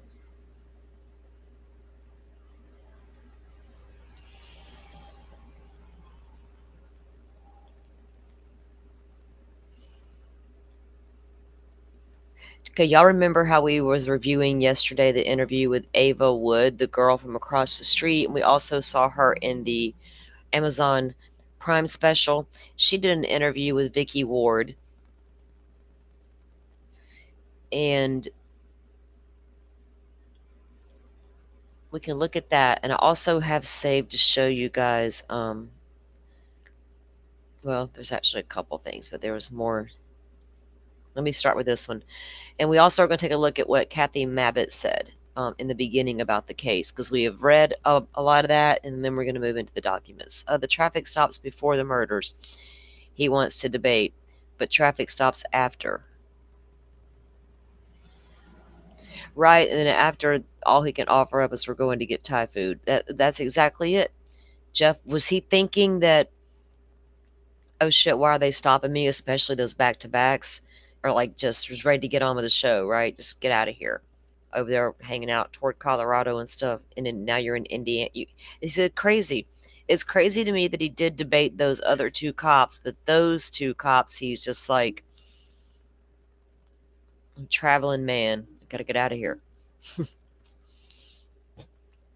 Why do you buy all this stuff for car tire repairs? Why didn't he buy all that stuff before he went from Pennsylvania to Idaho versus Idaho to Pennsylvania? Was you preparing to run, Coburger? Just in case? Remember, he stopped using his debit cards or his cards after the murders and went to cash. That's reflected in the documents in the docket. Well, he found out during those motions in limine. Did he shut it? I wonder if he'd shut his bank account down. I wonder what's really going on there. So many questions I'd like to ask this dude. I don't know if we're going to watch the whole piece of this, guys. It's kind of long.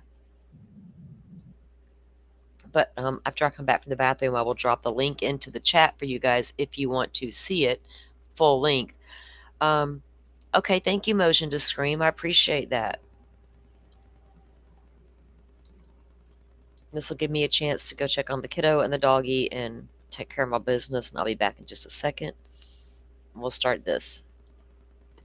To have joining me today, Ava Wood.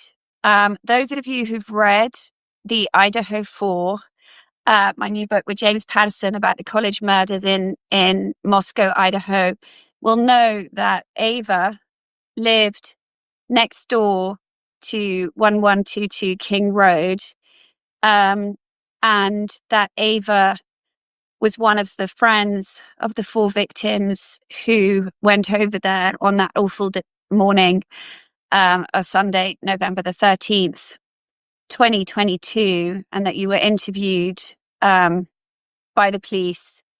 And as we also now know, you'd had your own scary experience in your apartment close to that house a few weeks before that you told the FBI and you told the police about. And I know, you were you expecting to be called if this thing had gone to trial, Ava? Yes. Yeah. You were expecting to have to testify? Mm-hmm. Right. Unfortunately. So what I'd love to do is, first of all, let's get your thoughts on Brian Koberger's sentencing last week. What happened in that courtroom? Well, you're in California, right? You did not go for that. No. Uh-uh. But first of all, were you surprised to see Emily Allant stand up and testify on behalf of Bethany Funk, one of the surviving roommates? Yes. I anticipated Emily to potentially speak on behalf of Xana.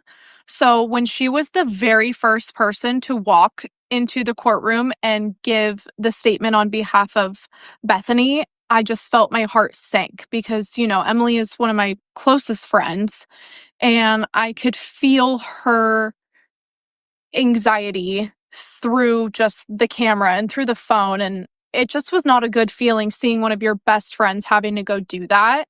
But, I'm kudos to her for doing it because it takes such a strong individual to be able to go up there and read a statement, whether that was a personal statement from her or read somebody else's statement on behalf of them. So was Emily, I mean, I obviously, have got to know you and Emily, all of your friend group so well. It's been one of the great privileges of reporting this book. But I didn't know that, I know Emily and Dylan Mortensen were very, very close sorority sisters, right, in Pi Phi. I mean, that's why Dylan had reached out to Emily that morning. Mhm. But so why do you think Bethany reached out to Emily? I think you've told me when we've chatted on the phone that happened literally at the 11th hour the night before, right? Mm-hmm. I think Bethany trusts Emily. I think Bethany knows or knew that Emily has already been in that courtroom once before when he entered his plea deal weeks prior. So I think that Bethany maybe felt comfortable and confident that Emily was going to be able to keep her composure as much as possible while reading. Ha, Jeff. Jacoff just showed a new photo of BK after his arrest, the same one I posted earlier this morning. Did I beat her to the punch? Or is this a different one? No, in the picture with the military guy in the fatigues, he's not wearing a dark hoodie. Oh, he does. He's got a sweatshirt on. Yeah, a hoodie, but it's not over his head. And he has on shorts. Yep. Kano Wentworth from ABC actually got that photo. I'm assuming from Pennsylvania Police Department or the state police over there. Bethany's statement. Had Bethany considered doing it herself, do you know? I don't personally know that question, so I don't want to give any false information, but I would assume yes, that she was potentially planning on going to give that statement herself. But I think as obviously Laugh out loud, Jeff. the time swindled down to the actual morning or even the night before, I get it. And I understand backing out because your emotional well-being is far more important than going and giving a statement when you maybe just cannot do it. So, Ava, what did you think as you watched that hearing? I mean, we had Emily, then we had Dylan, and then we had each of the three families other than the Chapins. I mean, can you walk us through sort of the gamut of emotions you felt watching that and watching him? Mm-hmm. So obviously there was 4 different cameras or 4 different screens that was televised. 2 of which were facing him and 2 of which were, or one of which was facing the judge and the other was facing the podium. And obviously right when it started and I saw Emily walk into that courtroom, I felt my heart just sink into my stomach. And I was going through all those emotions of okay, I need to gear up at the fact that this is going to be hard. This is something that we are all reliving, not just me, but my friends and the families. We all have to relive this moment. So when I watched Emily and Dylan's victim impact statements, or Bethany and Dylan's victim impact statements, I just was crying through the whole thing. And I was crying because my heart was with my friends. My heart was with those people. And I couldn't imagine the amount of anxiety and overwhelming feeling that they were feeling because I was feeling it sitting on the other side. So watching that was really, really sad for me. And then obviously all the other families that decided to speak and give the statements. At the end of all of it, I felt very numb. I almost didn't feel like I had any more tears left to cry. I didn't want to cry anymore over the situation just because it has been so long and I don't want this to continue to ruin my life and consume me. The Gonzalez statements were extremely powerful. I don't think there's any other way to describe that than the word powerful. Olivia was so poised. She kept her composure. She was very matter of fact. She knew exactly what she wanted to say. And if Olivia was my older sister, I applaud her because that was just incredible at the way that she didn't continue to victimize herself. She didn't continue to let the defendant know what chaos he has created in their lives. Instead, she wanted to call him out and almost turn the tables back on him and say, this is the chaos that you created in your life, not mine. So that was pretty impactful in and of itself. And then when Bill Thompson and the judge kind of gave their own statements, that was very gut-wrenching to me, just because I don't believe that a judge would typically give their own opinion in a situation like this. You can tell that a very, very large portion of the nation despises the defendant himself and has nothing good to say. So it almost felt like seeing that judge give his own little statement, and the fact that there was another maybe prosecuting, it was either a defense attorney or a prosecution attorney that has been doing this for over a decade, and he always finds something nice to say about the defendant. And the fact that that person said, I could not find one good thing to say about this human being, really solidified what a monster he is. But so let me ask you this, though, Ava. I mean, I spoke to James Fry, the Moscow police chief, at the time of the murders over the weekend. You know, I've been in constant touch with Steve Gonzalez, who, you know, like you. Okay, you guys are cracking me up about this. Tom and Jeff. Jeff, I received that email and wow, thank you. That it does explain some things, right? You remember how people were noticing things about that footage and how nefarious it was that this and that was going on. But yeah, that's pretty cool. So guys, I'm going to let me go grab the link for this full length video because it's not even close to being over yet.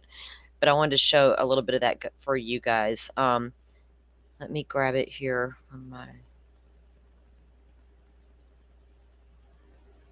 Oh wait, that's the wrong one. Here we go.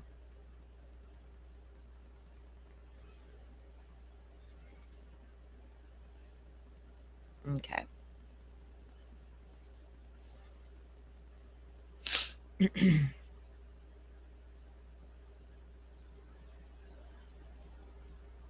Okay, there's the link to the whole show. Yeah, Jeff, I told you I showed that photo. As soon as you said the guy in the fatigues, I knew it was the same photo because it's the only one out there that I could find this morning. You know, if there's an available photo, I'm gonna go look for some more. I couldn't find it, so that's the only one that I knew of as of this morning. And yeah, I shared it on Twitter and I shared it to my YouTube page here, whatever we call that thing we go post on here on the YouTubes. Whatever that thing is, the community tab. Then we got the where I go post, and then I got the one where I can do the community with you guys. The one I keep forgetting that we have. We should all take advantage of that one. I don't care if y'all want to come in there and show me your baby or what you're cooking for dinner. It's whatever. A crime you think just occurred down the street. Well, we'll talk about it. Okay.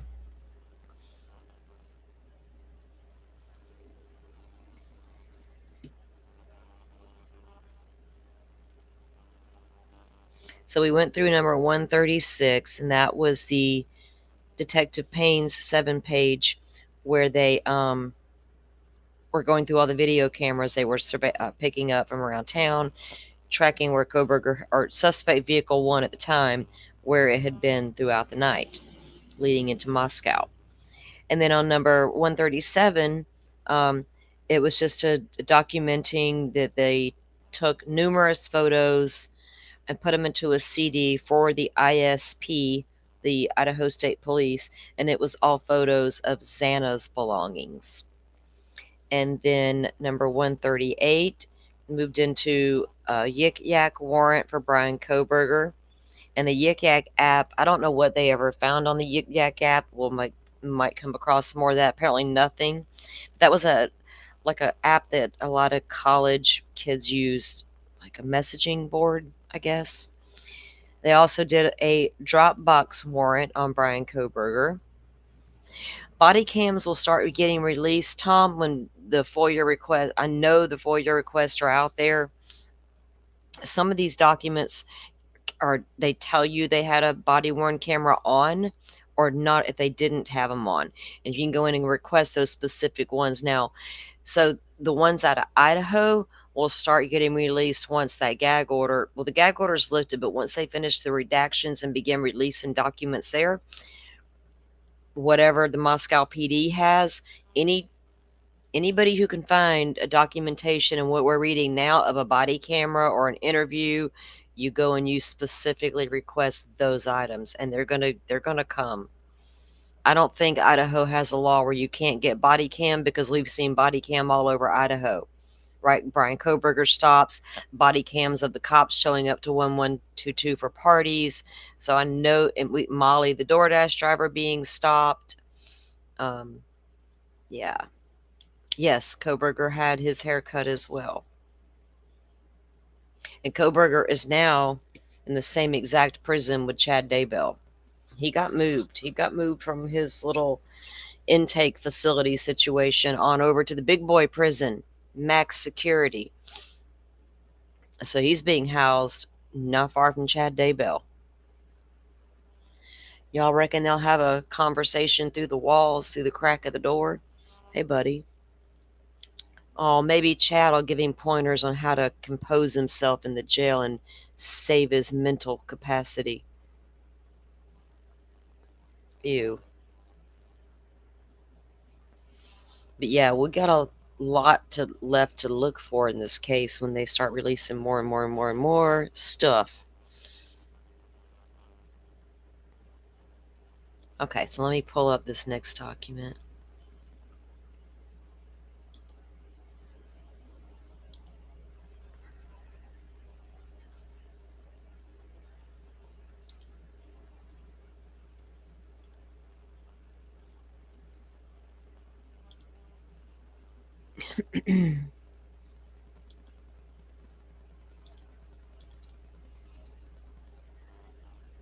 We're down to number 140, guys.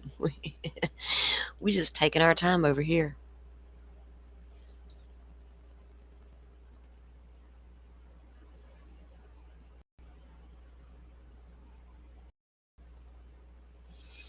Yeah, Jeff, they've always been, people always wondered that since the PCA out, right? And then when you find out how it was located or where it was located, makes sense. If it was under the body of your victim, partially under a body and partially under a blanket, you're not going to see it until the blanket's actually removed to start with. Then you're going to maybe have to move the body a little bit to actually see the damn sheath. I don't know why people can't wrap their heads around that, because they can't visually put themselves into that spot for a moment, can't interpret what that means on a piece of paper, under the victim and under a comforter. So it was under two items and not visibly visible just by walking in the room and looking. Like, I can't. Forrest Gump's mama wasn't wrong. We can't fix stupid. And I can't fix common sense. And that, to me, made sense. Therefore, no conspiracy was born out of that for me. Like, planted sheath situation. It wasn't there when they first got there because nobody saw it. Well, genius, because it was under a body and a cover at the same time. What the fuck? Y'all quit letting them pro burgers get under your skin. They got no voice if we don't fuel the fire. And not one of them, not a single one of them out there in this Wild Wild West has the power to even bother my energy.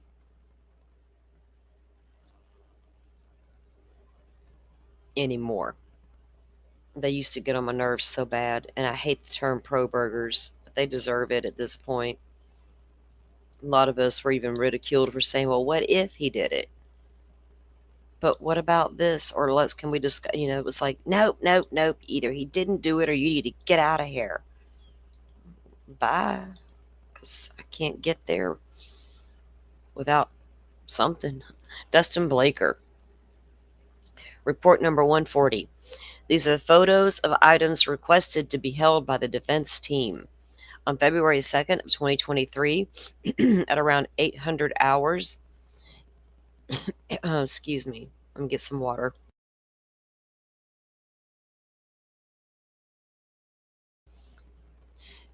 Brett Payne and myself responded to the secure storage area at the city shop, and that's where we know they've been taking everything to, all the evidence, to take photos of property belonging to Dylan Mortensen and another unidentified female. Well, I'm pretty sure that unidentified female, I don't know, was it Bethany, maybe? MPD had previously removed items belonging to Dylan, Bethany, Xana, Ethan, Maddie, and Kaylee. Items had also been removed from a spare bedroom on the first floor. Ann Taylor Defense Counsel was granted permission to go through these items to see what could be released back to the proper owners. Prior to Ms. Taylor being given a chance to look at these items, property belonging to Xana, Maddie, and Kaylee had already been released.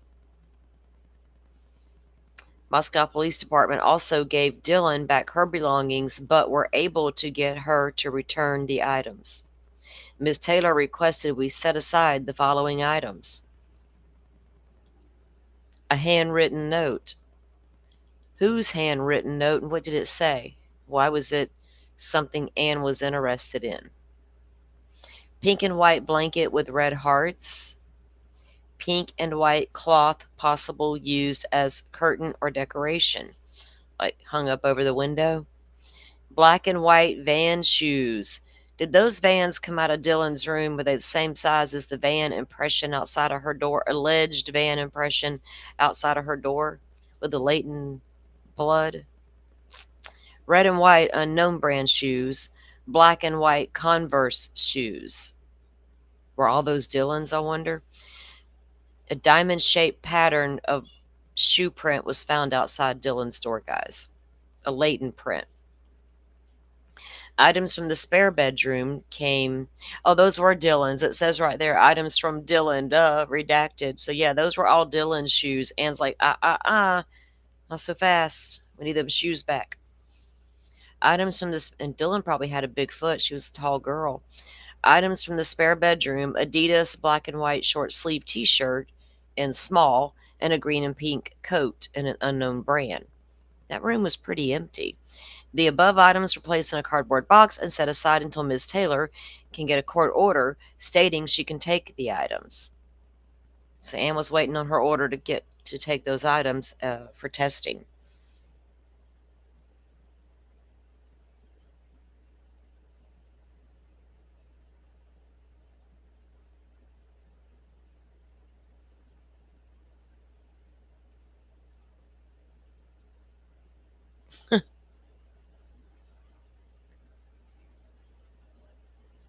Yet, Jeff, they did say that I think Maddie's blanket was a pinkish color.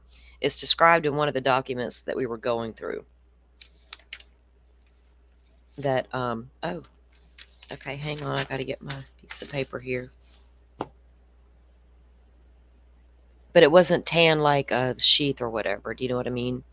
But still, if it's partially under the body and the other part of it is partially under the blanket, so you got half the sheath under a blanket, half the sheath under the victim, how are people going to see it until they pull the covers back, pull the blanket back and see it, right?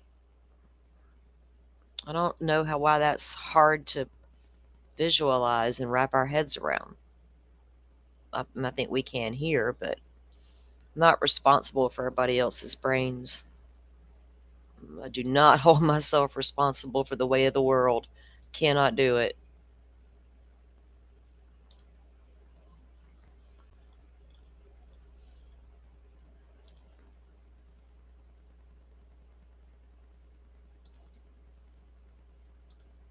Okay. Let me get number 141 pulled up, and we'll take a look at that. We're almost done with this particular packet, guys. So we're going to try to get on through these today before we take off out of here. All right, this one is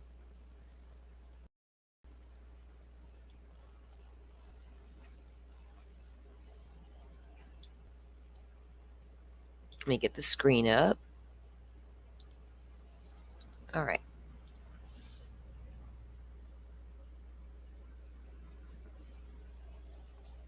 Jason House, and this is number 141. Jason House is the officer writing this report up. An additional officer responded was Hathaway.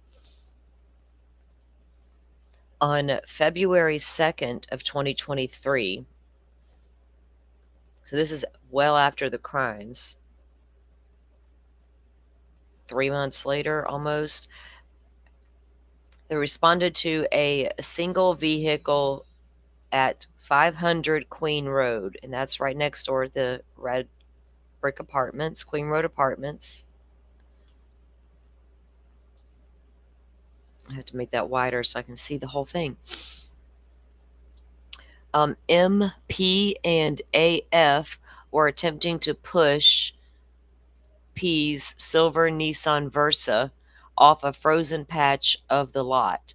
While attempting to push the vehicle, it rolled forward off the patch of ice and down the embankment, crossing past the crime scene tape and striking a tree approximately 20 feet from the house.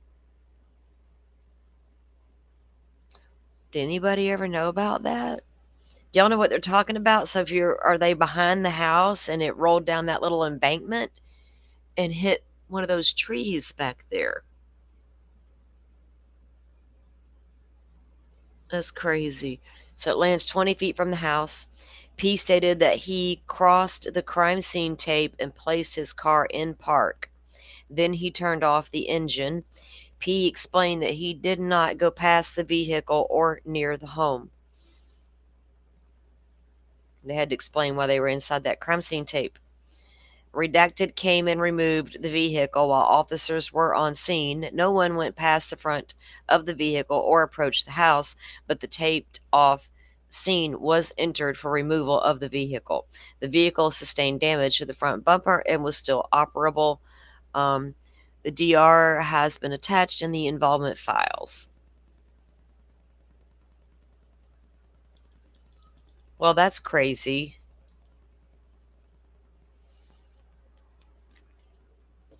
Because you got to explain what they're doing in there once they roll into the crime scene like that. A convo about Brazilians. Oh no. Pokemon. I don't even know what that was about.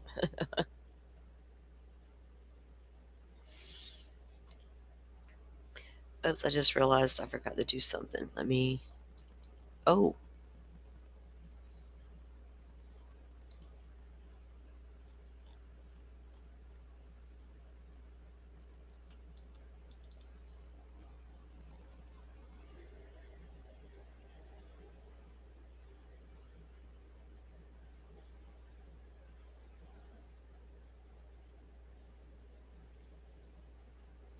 Hang on, guys. I'm writing something down. I'm not ignoring you. Okay.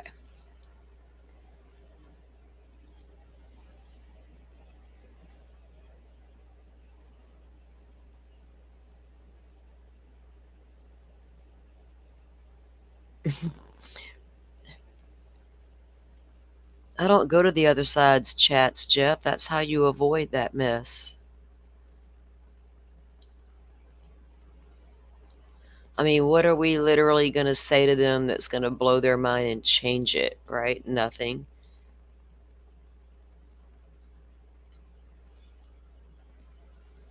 And sometimes you just like have a legit comment like on Twitter, and oh my God, they'll get, I go to Twitter to play. If I'm in a mood to just really mess with somebody, I'll go do it, but in a funny way. But as far as getting into those crazy chats of people with different views in the way I see a case, I don't see a point for me. They have no desire to listen to me. Okay, let me get this document pulled back up.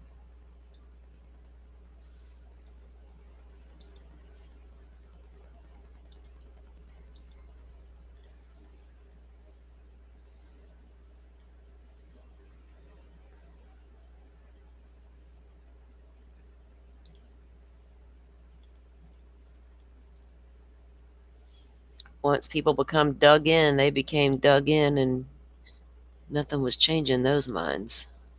And it's that way with every case, not just this one. Look at Karen Reed, look at Delphi, perfect examples. It's never going to change. So we have a decision to make in true crime, right? We have a decision to make because every case is going to have that. Am I here to argue, or am I just here to talk about actual crimes?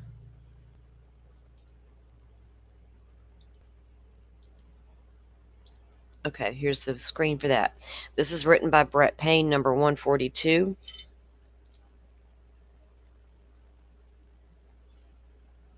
And on February 9th, I met with Redacted and another Redacted, which is S and JC, at the City of Moscow shop. S and J came to Moscow to retrieve the 2 vehicles Ethan Chapin had at 1122. Stacy and Jim Chapin, that's who this is. I assisted with getting the vehicles in working order and released the Ford Explorer and Jeep Wrangler to the couple. There was no visible damage to the vehicles, and that they were released to the Chapins without issue. And that's all that one was about.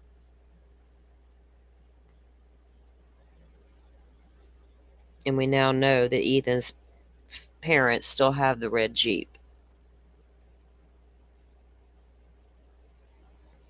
I saw pictures of Ethan and his brother when they first bought that Jeep and how excited he was to be sitting there waving out of the passenger seat. It was so funny. I mean, it's surreal. Okay.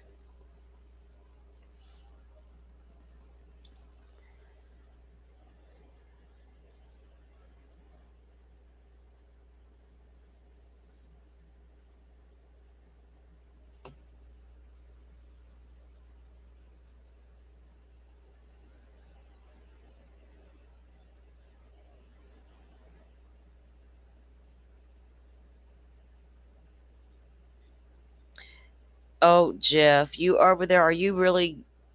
Don't. Why are you giving it life? Don't let that dude.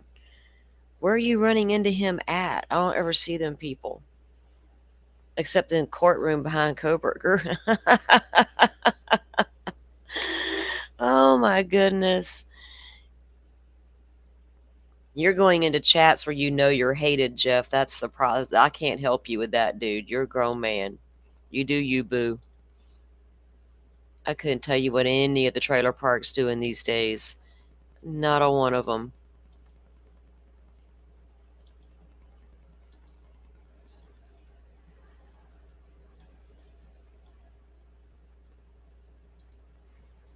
Okay. Now we are oh, wait.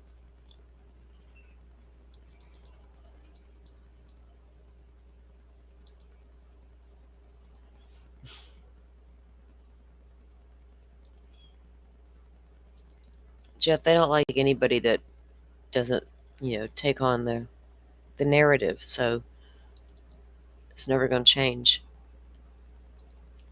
especially with those ones. Okay.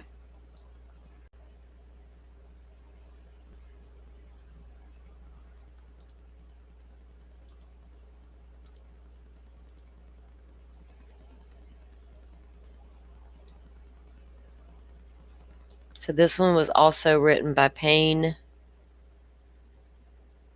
one of the lead detectives on the case, number 143. And this is collection of Galvez Apple Watch.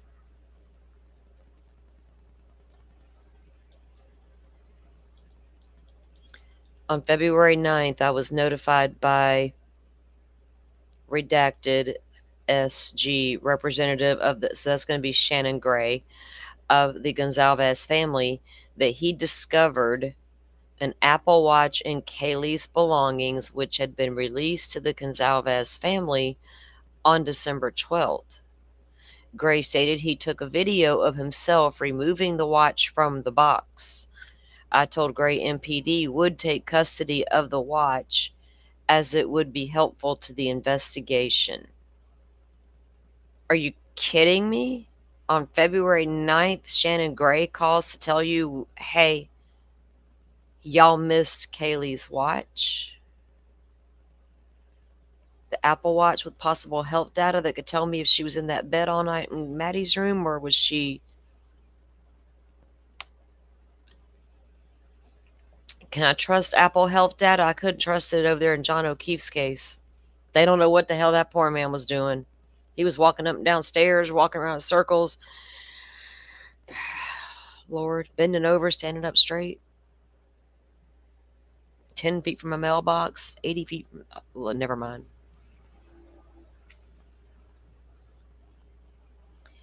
Gray brought the Apple Watch to me at the Moscow Police Department later on February 8th, 2023. I had Gray sign the chain of custody sticker and provided him with my business card, on the back of which were instructions to send me the video of his discovery of the watch. Why would that be important?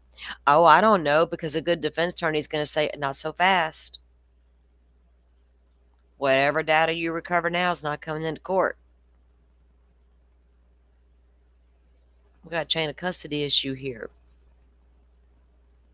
I don't care what your video shows me. How do I know that's the real timestamp video? How do I know you didn't stage that video? You opened it an hour earlier, then put it all back, and then pretended to open it an hour later. Not today, Bubba. That's crazy. Because I've been wondering, where's Kaylee's Apple Watch? Did she have one? Where is it? Now I know it was in a box. Oh, Lord, not another tip in another box. God dang it. I have since sent 2 email requests to G for the video of him locating the watch. As of this writing, I had not received any images or videos from Gray finding the watch. Oh, see? Bigger problem with said watch.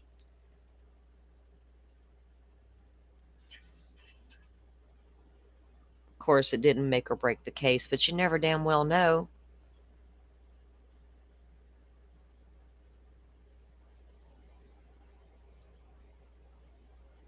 What you don't know, you don't know.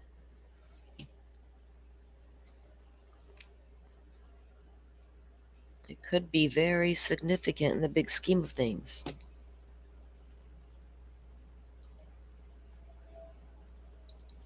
Okay, so now we move on down.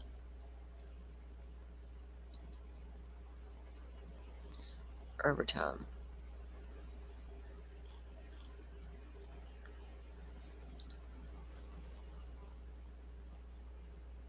Y'all, I'm starting to get hungry, and my mind is already wandering toward my dinner.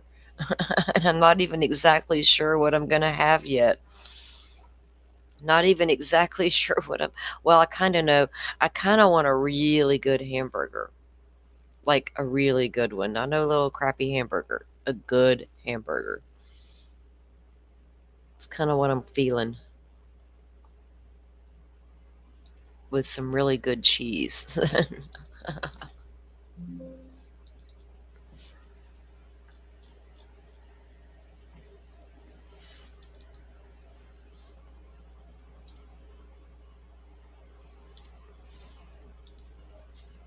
Okay, so now this is...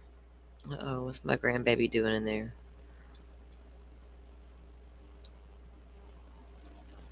Brett Payne again on this document. And this is number 143. Wait, we just read 143 about the Apple Watch. I couldn't move forward.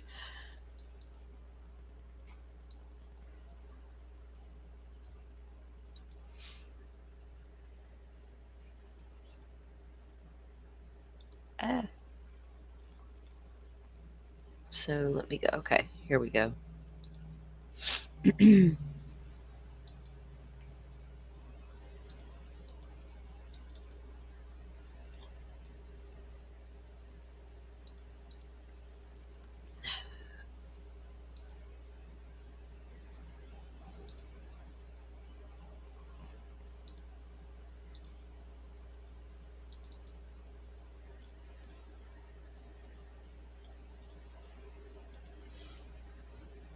I clicked the wrong document like twice in a row, guys. Sorry. That was me. That was a me fault.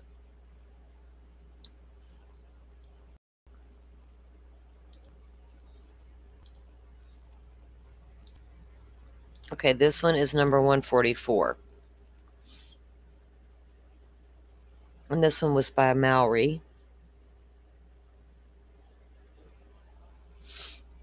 And this is the Twitter Koberger account warrant. There was not a lot on that account, so I don't. On January 24, 2023, I applied for a warrant for the user subscriber information and user data associated with a Twitter account for Brian Koberger with the following identifiers, and they give his Gmails, his to sales account, phone number, IME.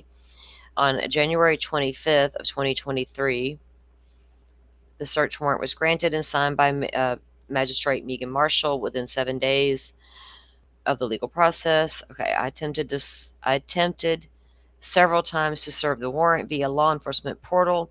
However, Twitter would not recognize my city issued email as government issued. Damn Twitter. An extension to the warrant service was requested and granted by the court. Y'all think they called Elon specifically like, look, dude, we need some information here. I was finally able to gain access on February 6, 2023 at approximately 9:13 hours. The warrant was served via Twitter law enforcement portal. I received an email shortly after the submission confirming the receipt of the requested assigning the internal case number. On February 12th, I received an email from Twitter stating the data requested pursuant to the warrant was available to download. On the 15th of February, I logged into the law enforcement portal and began downloading the files to the forensic computers located in the secure forensic lab. So they didn't have, I'm thinking about when they were scrubbing all of Koberger's shit from the internet. So they have reviewing the contents, they found the following data: account ID, and that's redacted, the phone number, user creation IP, and create at AT, emails, and all the other, everything's redacted. So they are looking at his Twitter account now. But I've seen that Twitter account from early days, and there was never, if it appeared to be his real account by all accounts because it was right after his arrest, right? But there wasn't a lot of posts on there. There was like just a Twitter account, right? You don't always be posting. Not everybody posts. They just read. Or you comment and never post, whatever your thing is. So I don't know if he was like an active Twitter user or not.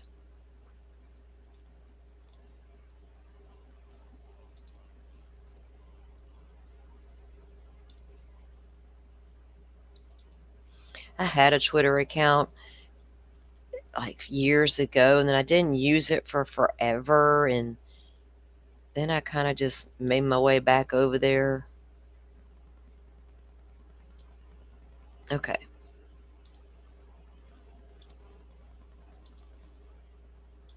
Stumbled my way into a lot of worlds on the Twitter. Okay. I've seen things I can't unsee on Twitter, like almost in real time. It's insane. Moscow Police Department, this is number 145. This one is by Maori, and this is just a warrant return from the AT&T. And of course, it's redacted. And it was the previous warrant they had filed by Payne. So this one, the AT&T, is Brian Koberger stuff.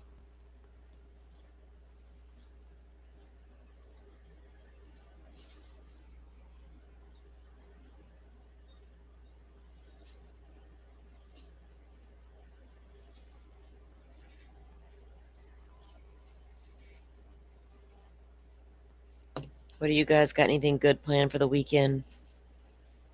Yeah, Pokemon, the trailer park. I just scrolled back through comments for a second. That's what I've called it for a couple years now. No offense to trailer park dwelling people. I don't got no shade about the trailer.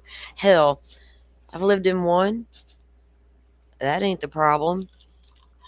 It's the way you act. Mama, get some act right, damn it. Just cause you live like this, you know what I'm saying? I'm raised on riverbanks and down in the woods. That don't mean I don't have no sense.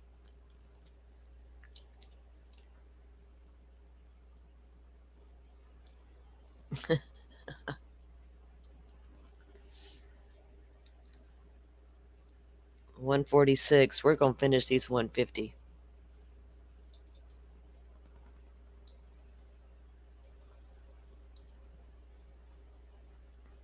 And again, I do have the playlist going, guys. That way, if you've missed any of the document reads, you can welcome to go back through the playlist and catch those. Remember, the ones that are repetitive or just too small to bring up on screen and talk about, I just tell you what those are and we move on.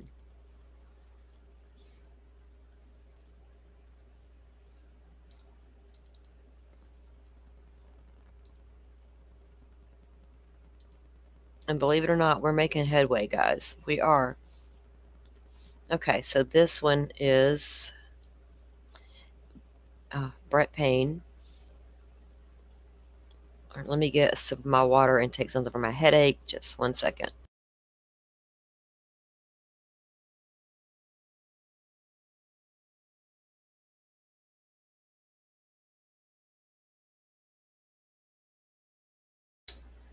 I think I need to go get some new glasses.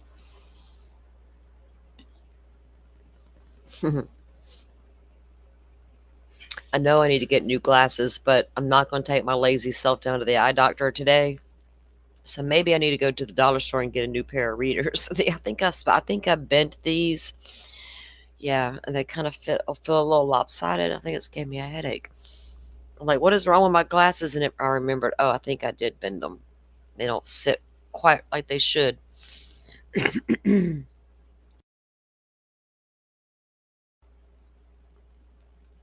Okay, this one is Brett Payne again, 146.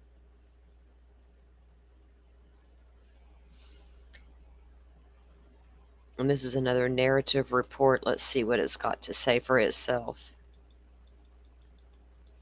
On or about January 6, FBI analyst redacted provided me a file for each of the 4 victims. The files contained background info on the 4 victims from the University of Idaho. The information was obtained by request during the early days of the investigation. I maintained the files in a locked file cabinet in my office until February 16th. That was requested in the early days of the investigation, but the FBI had all of that. They were looking into all of that more. So, wow. But by January 6th, they're like, hey, here's your information. On February 16th, I turned the originals over to the Moscow Police Department records clerk in order for the files to be scanned and attached to the case files.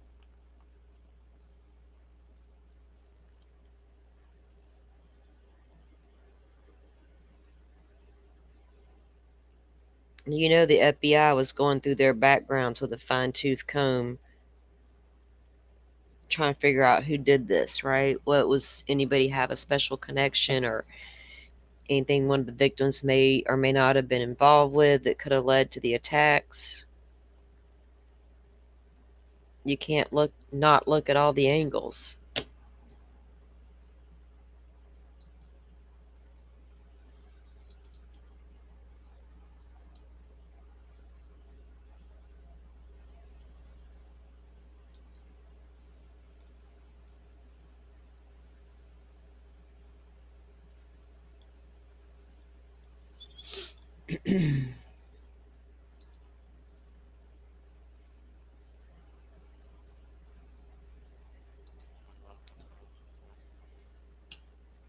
All right. Did it download? Yep.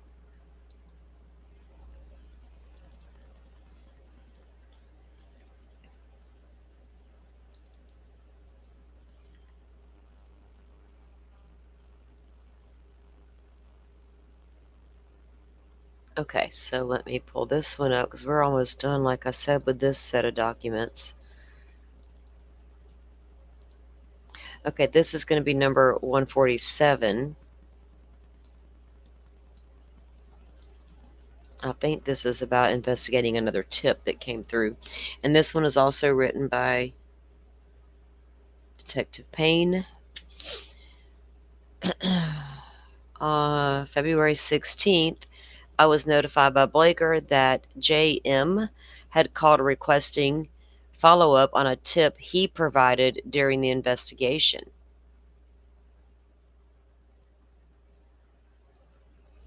Sergeant Blaker provided me with the phone number of redacted. I called M at that number and spoke to him. The conversation was not recorded. M started by stating he lived at redacted in Moscow and had called in a tip early on the line on the investigation about seeing a vehicle drive by his house at approximately 4:25 to 4:30 in the morning of November 13th of 2022. M told me he was out in the front of his house at the time placing items into the recycling trash bin. M stated he was wearing a headlamp at the time because it was dark and his front house lights were not on. M stated there was only one street light in that area at the corner of his property. He stated he had been in and out of the house several times. On the last of these times, he told me he heard a vehicle approaching his home from the north. Constega Drive runs south. Oh, we got a witness back on Constoga? The area the way y'all believe he fled the neighborhood. I got that map memorized in my head. On the last of these times, he told me he heard a vehicle approaching his home from the north. Conestoga Drive runs north-south in the area, headed toward West Palouse River. He was adamant he could not swear to what type of the vehicle he saw. However, he remembered seeing the headlights and the taillights. He described the taillights as being teardrop-shaped and about waist high. The only thing he remembered about the headlights is they were lower to the ground than usual, or than the taillights were. He told me the vehicle was going faster than usual, but did not seem to be driving erratically. The timeline of that would put it in line with leaving the area via Conestoga. Redacted also told me he thought at the time the vehicle may have been a dark SUV, but based this only off the taillight height and the fact that he could not see the vehicle itself due to lighting. So I guess there was a camera back there because the PCA never mentioned a camera on Conestoga back there. I asked him if it was common for him to be out in the early morning hours in the morning. He stated he often walked his service dog or took his trash out at that time. He told me it was quite unusual for anyone to be driving in that area at that time. He said he had not seen many cars driving at that time since the morning of November 13th. He told me he spoke to an ISP investigator during the investigation and told the investigator he thought the vehicle might have been a dark SUV based on the above information. However, he told me he has since tried to tell the color of the vehicle driving by his house when it was dark outside, and he was unable to tell what color the vehicles are because of the poor lighting. So he's out there looking at other cars to see if I see them too. He stated he was contacted by someone from the Kootenai County Public Defender's Office who asked him about the dark SUV he caught on security camera. Oh, so he does have a security camera. And the Kootenai County Public Defender's Office would be the place of employment of Miss Ann Taylor. So Ann Taylor's going to be like knocking on your door. Excuse me, sir. You saw a what? A dark colored SUV? Dark SUV he caught on security camera.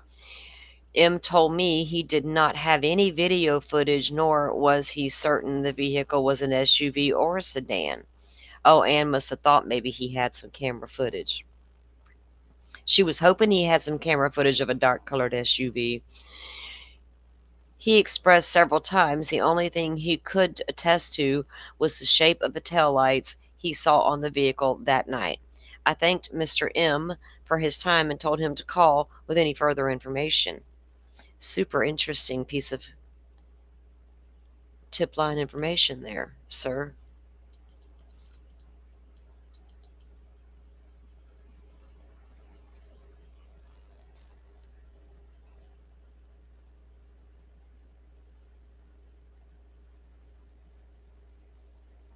But that timeline of this guy out in the yard, he says 425 to 430. The car speeds away at a high rate of speed at 420, heads out of the neighborhood left, heads out toward Walenta via Conestoga out of the neighborhood. Conestoga, whatever it's called. 5 minutes later, 10 minutes later, 5 minutes later, 7 minutes later. Willing to bet that was probably Koberger speeding by. I got to get the hell out of here. Okay, guys, that was 147.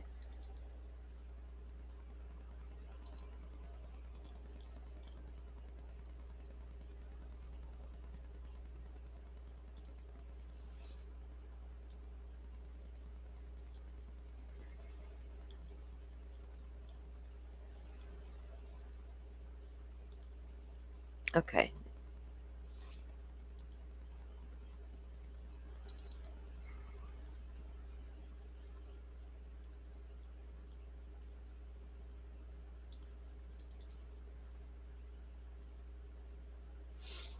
Oh my goodness, I feel like I'm gonna sneeze, and I'm like, I can't. My mute button was hit at the moment. I was so afraid I was gonna sneeze on you guys. You know what I mean? This morning, I felt like I was getting like a cold, and I thought, no way, not again. Like it's not even winter, and I already had a cold recently. But they've been working on these damn fields again, and I think it's like sinusy allergy stuff happening. Okay. At least it's not the peanuts, and I haven't almost died. On January 24, this was written by Lawrence, and this is a one. Oh, wait a minute, I'm out of room on my note page. There we go. Now we're cooking.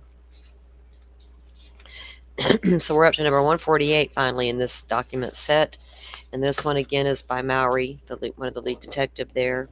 Okay.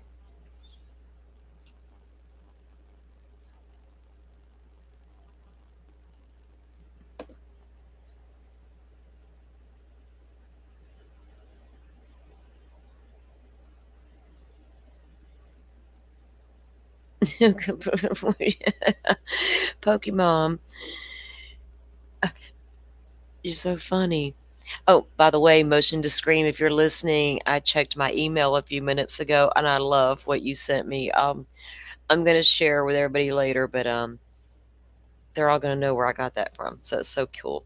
All right, number 148. On January 24, 2023, I applied for a warrant for the user subscriber information and user data associated with the Twitter accounts of Brian Koberger. But did I just pull up the same one again? Did I do it again? It looks like I did. Wait, this is a different one because now we got family name. What? No, I'm on number 148. Yeah, this is a different one. Okay. So on the 24th, I applied for the warrant for the user subscriber information and data on the Twitter account of Brian Koberger. On the 25th of January 2023, the warrant was granted and signed by the magistrate Megan Marshall. Okay, it goes into that. On the 19th of February, I received an email from Google stating the data requested pursuant to the warrant was available to download. February 20th, they logged into the portal and they downloaded the information. In reviewing the contents, I found the following subscriber info: name, given name, family name, and that says M. Everything else is redacted. Birth year was 1994, and the family name was M. I then examined the Google Play library associated with the account and located the following Hinge dating app, Meet People. And then its acquisition time is listed Bumble Dating Friends.biz. In examining the email content associated with the Gmail account, I found emails referencing a Twitch account with the same username, and of course it's redacted. I also located emails associated with to a YouTube account using Gmail. So a Twitch account. Were we watching the Grub Truck feeds on the Twitch account? Another way to surveil? Were you watching that night live as they were standing there ordering carbonara? A warrant return receipt and affidavits, just in case they showed up. Affidavit were completed and these documents were sent to the Latah County Prosecutor's Office. So once they were able to access his Twitter account and into the Google warrant, they got into all this other stuff. The Google Play library associated with the account. And that's when they got into some of the dating apps. The Twitch account was discovered. Huh.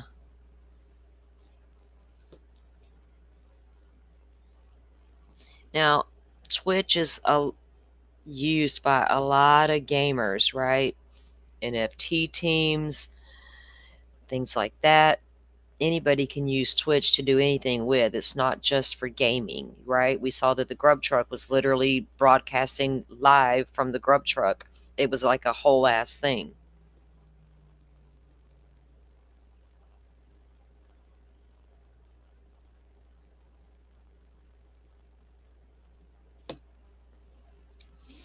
How is this guy able to hide every single crumb or whatever method he used to surveil these girls, these students, and watch them? Because he had to have. Hell, you freely had photos of all the other college people in the area on the phone. You just didn't have any of the victims. Isn't that coincidental? Why would you have all these random photos of all these random girls you do not know? And the ones you don't have are the victims. Was that done on purpose? No need to wipe those, right? They don't pertain the victims.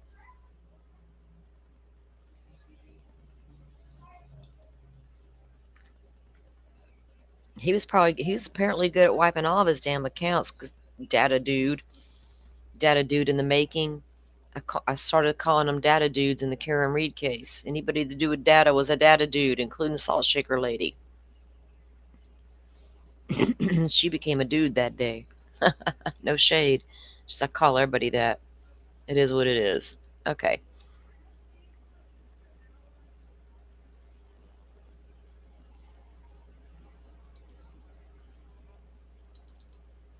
Uh-oh, I think my grandbaby is calling his Nana. He must be getting bored. He wants his aunt to hurry up and get off work so she can take him shopping and spoil him. Okay.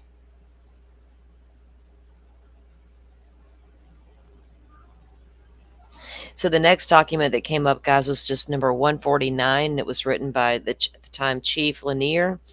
On February 21st, they received a copy of an agreement between the University of Idaho and the owner of the residence at King Road.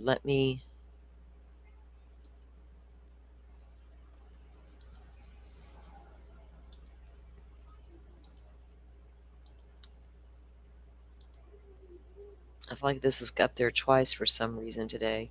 Okay. On February 21st, 2023, I received a copy of an agreement between the University of Idaho and the owner of the residence at 1022. I think it should be 1122 King Road for the university to take over security and remediation of the house. This was done after the crime scene was released by Judge Marshall's order in coordination with the team Idaho Property Management, the property owner's attorney, University of Idaho, and Moscow Police Department. All responsibility to maintain and remediate the property was taken over by the University of Idaho. Now, this is when they gifted the owner of King Road gifted the home to the university. Conspiracy theorists ran amok with that piece of information, right?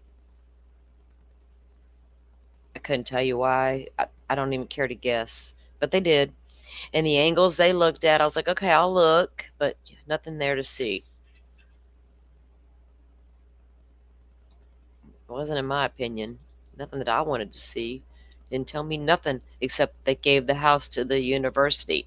That made it nefarious. Got to cover up them tunnels and stuff like that. We can't let the world know them tunnels were really there. Big bad university.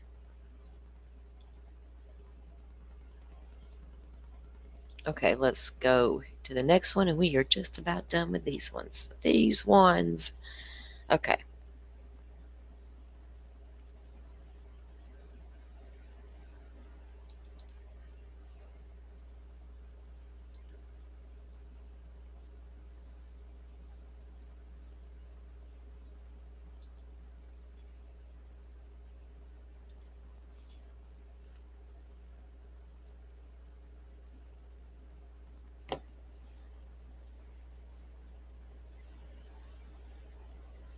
No, Rachel, there's no evidence of it because they can't find any. If you listen to those interviews, even with the prosecutors now, they've said it. He was using wiping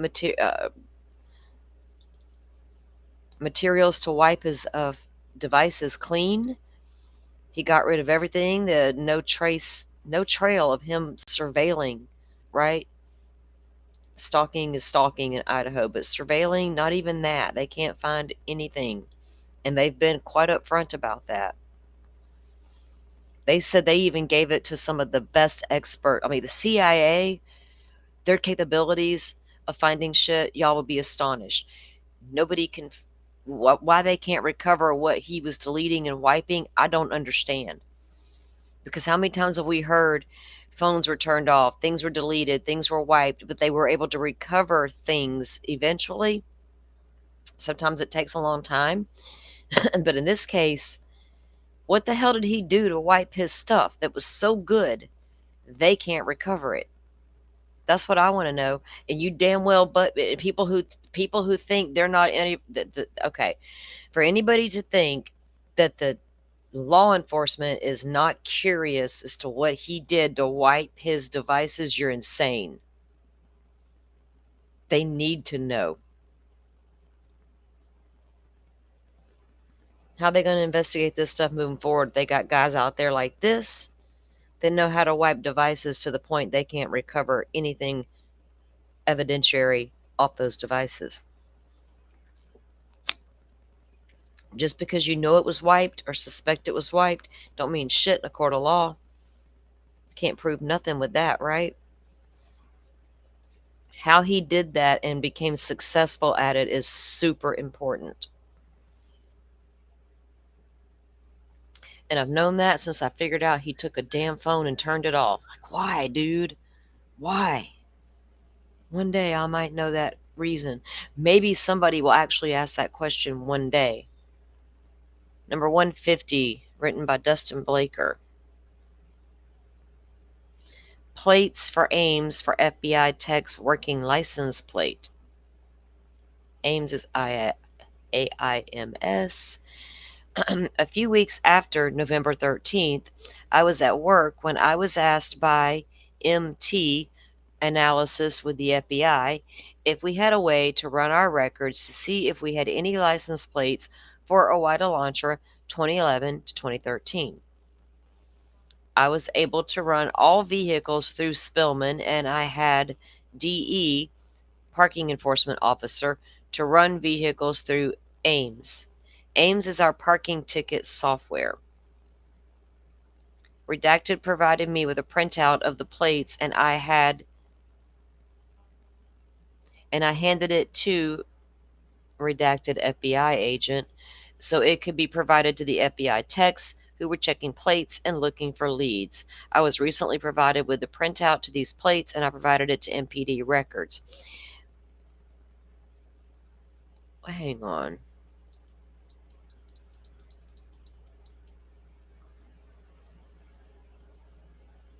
February 22nd. I see the 7/8/25, but over here, the date on this report was February. Y'all, nobody thought till February to run plates to see ownerships of Hyundai Elantras in the area? Shit, WSU queried that back in. Never mind. And y'all didn't get the tip, but whatever. Well, I mean, gotta start somewhere, right? Maybe I misinterpreted that whole thing. That is crazy.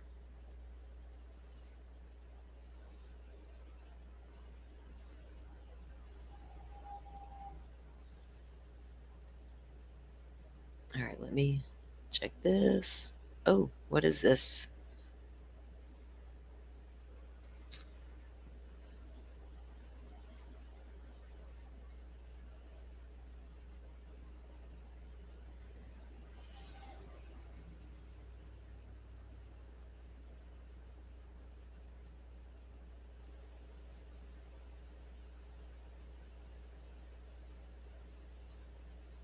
Okay, back up and running now. All right, let me see.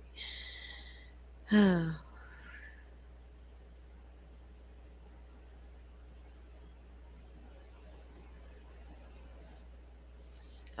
the AI, Tom.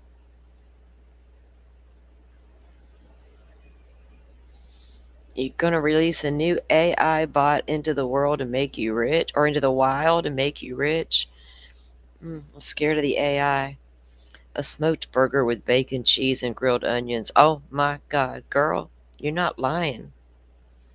Does sound so good, don't it? Ooh, a Reuben, always yummy.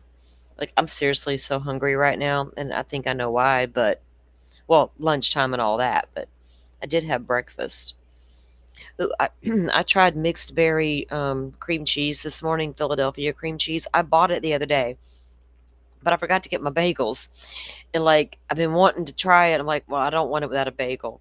So I made sure I got those yesterday, and this morning I finally cracked it open. I was like, oh my God, that looks so good, and it smells so good. If you're into cream cheese and you like wild berry, I'm just saying, y'all should try it. Really good on a bagel.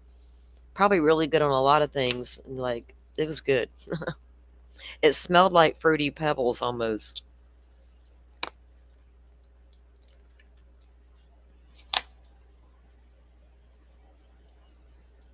Don't get all hangry, butterfly. We don't need the hanger setting in. Some days just be like that where I just want to eat all day. Like, what can I eat next? What can I eat?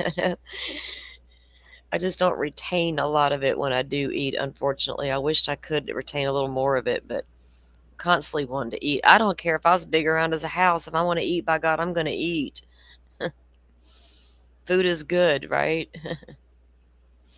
But now that I'm getting older, after I eat a meal, I need to take a nap. Right? Y'all get that? Are y'all at that stage of life yet? Where after a meal it's time to go lay down. Yeah. I try to make sure I have everything done around here at night, so after I eat dinner I can just go relax for a while and take a little granny nap or something. Get ready for the rest of your day or evening or night or whatever's going on in your life. Busy times. All right, guys, I think we're just going to wrap it up for today and leave it there, and we'll jump into the let me see. We still got some documents to move through, but the sections of documents, the way we've been doing it, let me look at something. And I'm going to work on some add-ons, I'll call it, to go with some of these documents that we can review while we're looking at certain documents, because there's information that we talk about when we see certain documents that some of you may not know what we're talking about. So I want to be able to bring that to you. Yeah, so I'm going to review this. I'm already kind of reviewing the next block of documents anyway, so I'm going to finish some of that and put together some material to go along with it. Post-meal coma. You ain't lying, Pokemon. Oh, I know what I wanted to touch on. Let me show you guys, because I do have it uploaded, and it took creator work to actually upload something. I'm just kidding, you guys. I had to do this. But this was the search warrant return from Brian Koberger's. Not the return. This is a warrant. This is a list of all the items taken from Brian Koberger's home in Pennsylvania, right? And the first thing on the list was an undescriptive knife. We now know that wasn't the K-bar because they never have recovered the K-bar. I still like to know what number was it? Page 118 of the underlined book. Is the weapons they found, the gun, the cartridges, and all of that. So there's the book with page 118 that was underlined, but what I really wanted to look at was this one right here. Shovel from the White Elantra. The second we got this back a long time ago and we're reading through it, we're like swabs, a Ziploc bag with a pink zipper, a plastic baggie with a green zipper, 7 quarters, 36 dimes, 32 nickels, 8 pennies, gloves, receipts, car insurance card, car registration, hiking boots, Comfort Inn room key holder and stay information, tire irons, a shovel, floor mats, reflective vest, used water bottles, a wrench, a door panel, the seat belts or seat cushions, belts and cushions, the headrest, the seat belt, the visor, fibers, brake pedal. I didn't highlight that, somebody else did. And this was typed up from the originals because the print was just a little crazy. Phone charger, Band-Aid, wrappers, maps, documents, seatbelt, and so shovel. The minute I read that, the day I got this, literally 2 years ago, I'm like, I want to see that thing tested for soil, and I want to see those soil sample results. Well, they got them, and they still can't pinpoint where he buried that damn shovel and possibly his murder kill suit. Y'all seen some forensic files, right? Y'all know about some soil tests. I can't be the only one that saw that shovel and go, huh, I need soil tests done immediately, ASAP, right now. Stat, right? People are trying to pinpoint where that knife is based on these tests, like the experts haven't tried. We still have our theories and thoughts behind all that. It's interesting that they weren't able to pinpoint more. Or maybe they have the right location. Maybe they're onto something, but pinpointing the spot, right? If you're standing dead center in a 10-acre plot, where do you go? Do you just, you got to span out, and you keep going. Be a little metal detector hoping for the best. That's crazy.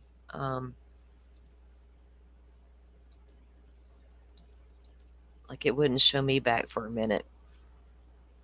Give me that soul test stat. That's right. That's right, man. We need it right now. That was my favorite piece of evidence besides them tire impressions out there in front of King Road that I know were possibly there long before Brian Koberger stumbled upon that house that night. But you never know, right? You never know. Car speeds away at a high rate of speed, possibly leaving a burnout mark, possibly being the ones they're measuring in front of that house. Now I need to know if those impressions match that car. Did he change a tire en route to Pennsylvania? Do we got a receipt about that anywhere along the way? Can we recover that tire and match it to the one in front of King Road? That would have placed the car there. I don't know. I guess that didn't match his car. I don't know. So yeah, love me some soil tests. Don't put a leaf in the back of a truck.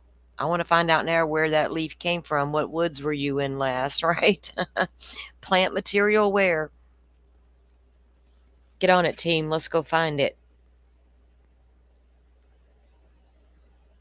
Yeah, I've jumped ahead and I've read some. Rachel, I'm looking to look. I done went down a rabbit hole of soil in the low mountains too. I can't help. I know what I know. and I feel what I feel in my gut.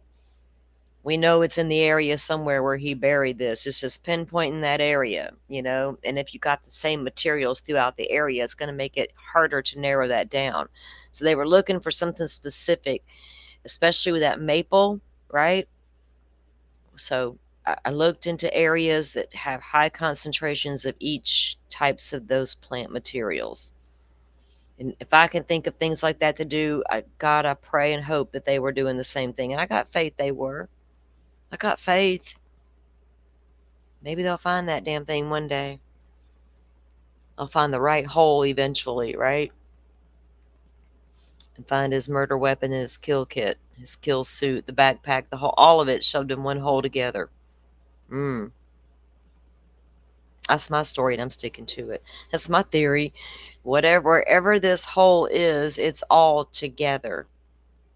I would be, maybe Koberger would take it all to different locations and disperse it, but I think he picked one deep, dark location. And there's some deep, dark locations in Johnson Bar Campground. I'm just saying. Get on the map and find it, and you'll go, wow, that's feasible. We'll see. Or did he dump it in the Snake River, Rachel? What do you think? Did he drop it in the river and hope for the best? That it would never float or be found accidentally? Like the Great Flood would come and it would unearth itself? Like, who knows? Is it risky to toss something in the river like that, guys? Not on one of my rivers, depending on how deep I was in that river. But you don't ever know what's going to wash away during a hurricane. Things become dislodged and start moving. That weapon could turn up anytime. Anytime. Look, it floods and all that debris comes up onto the land, and then the waters recede. Guess what just happened? Now your weapon's on the land and it can be recovered. It's risky to throw it in the water. Here I am giving out criminal advice on the internet. Y'all think about what you're doing before you do it. Think it through. Just think like a criminal. It helps you figure out the criminal, right? If you can't think like them for a second, we can't figure them out. So I don't know if it's a good thing that I can think like them or if it's bad that I can think like them. Yeah.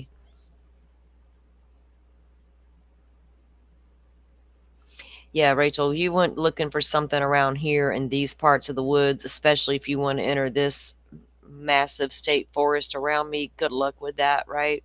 Good luck. Your soil says here in the middle of nowhere. Oh, well, guess what? Acres and acres. I'm telling y'all, there's places you could ride by in Florida and toss something out the window and you may never find it again if you know the right spots. And he liked to hike. Why wouldn't he search around for good spots to go drop in your kits? You're looking around for the right victim. Yeah, it's deep, right, Rachel? It's a deep, long river. So, hey, they spent $1 million looking through the Wabash River for murder weapon over there in the Delphi case. Didn't recover nothing. Well, they recovered things, but not the thing, right? People throw stuff in the water all the time. I'm just saying, I would not think that was a good idea from a personal standpoint. That wouldn't be my go-to choice if I was the criminal. I wouldn't trust it. It's only out of sight for a while. As far as I'm concerned, it could come up and it could come back to bite me in the butt at any time. But yeah, there's no telling where he ultimately chose to put that thing. There's a method to his madness, you can believe that. There would be a thought process behind that one.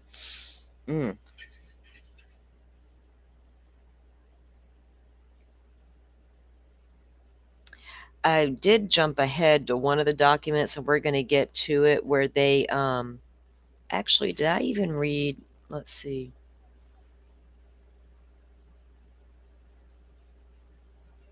So where all the family and the friends gathered and they actually go searching out around the area, right? I guess looking for a possible weapon, anything of value. So, and a lot of that stuff wasn't publicly publicized, you know what I mean? So we're going to take a look at all that, but we'll get back to it, guys. I'm going to go hang out with my grandson for a little bit, get him ready for his afternoon with his aunt, and today's Friday. I was just thinking, when am I going to be back on the air? Monday, if things don't pan out for the weekend. Maybe be back Saturday for a while. We'll see. I'll let you guys know. Otherwise, it will be Monday morning. But maybe this weekend. We'll see. Again, thank you guys for coming in. I appreciate all of you coming in. Hit the like button and all the good things. Help us get out there. I appreciate you guys coming in and unpacking this case with me as we move through these documents. And we'll get back at it. And I'll see you guys probably on the streets this weekend, and then back here Monday morning, if not before. Thanks, everybody. Have a good one. Thank you all for watching this here video.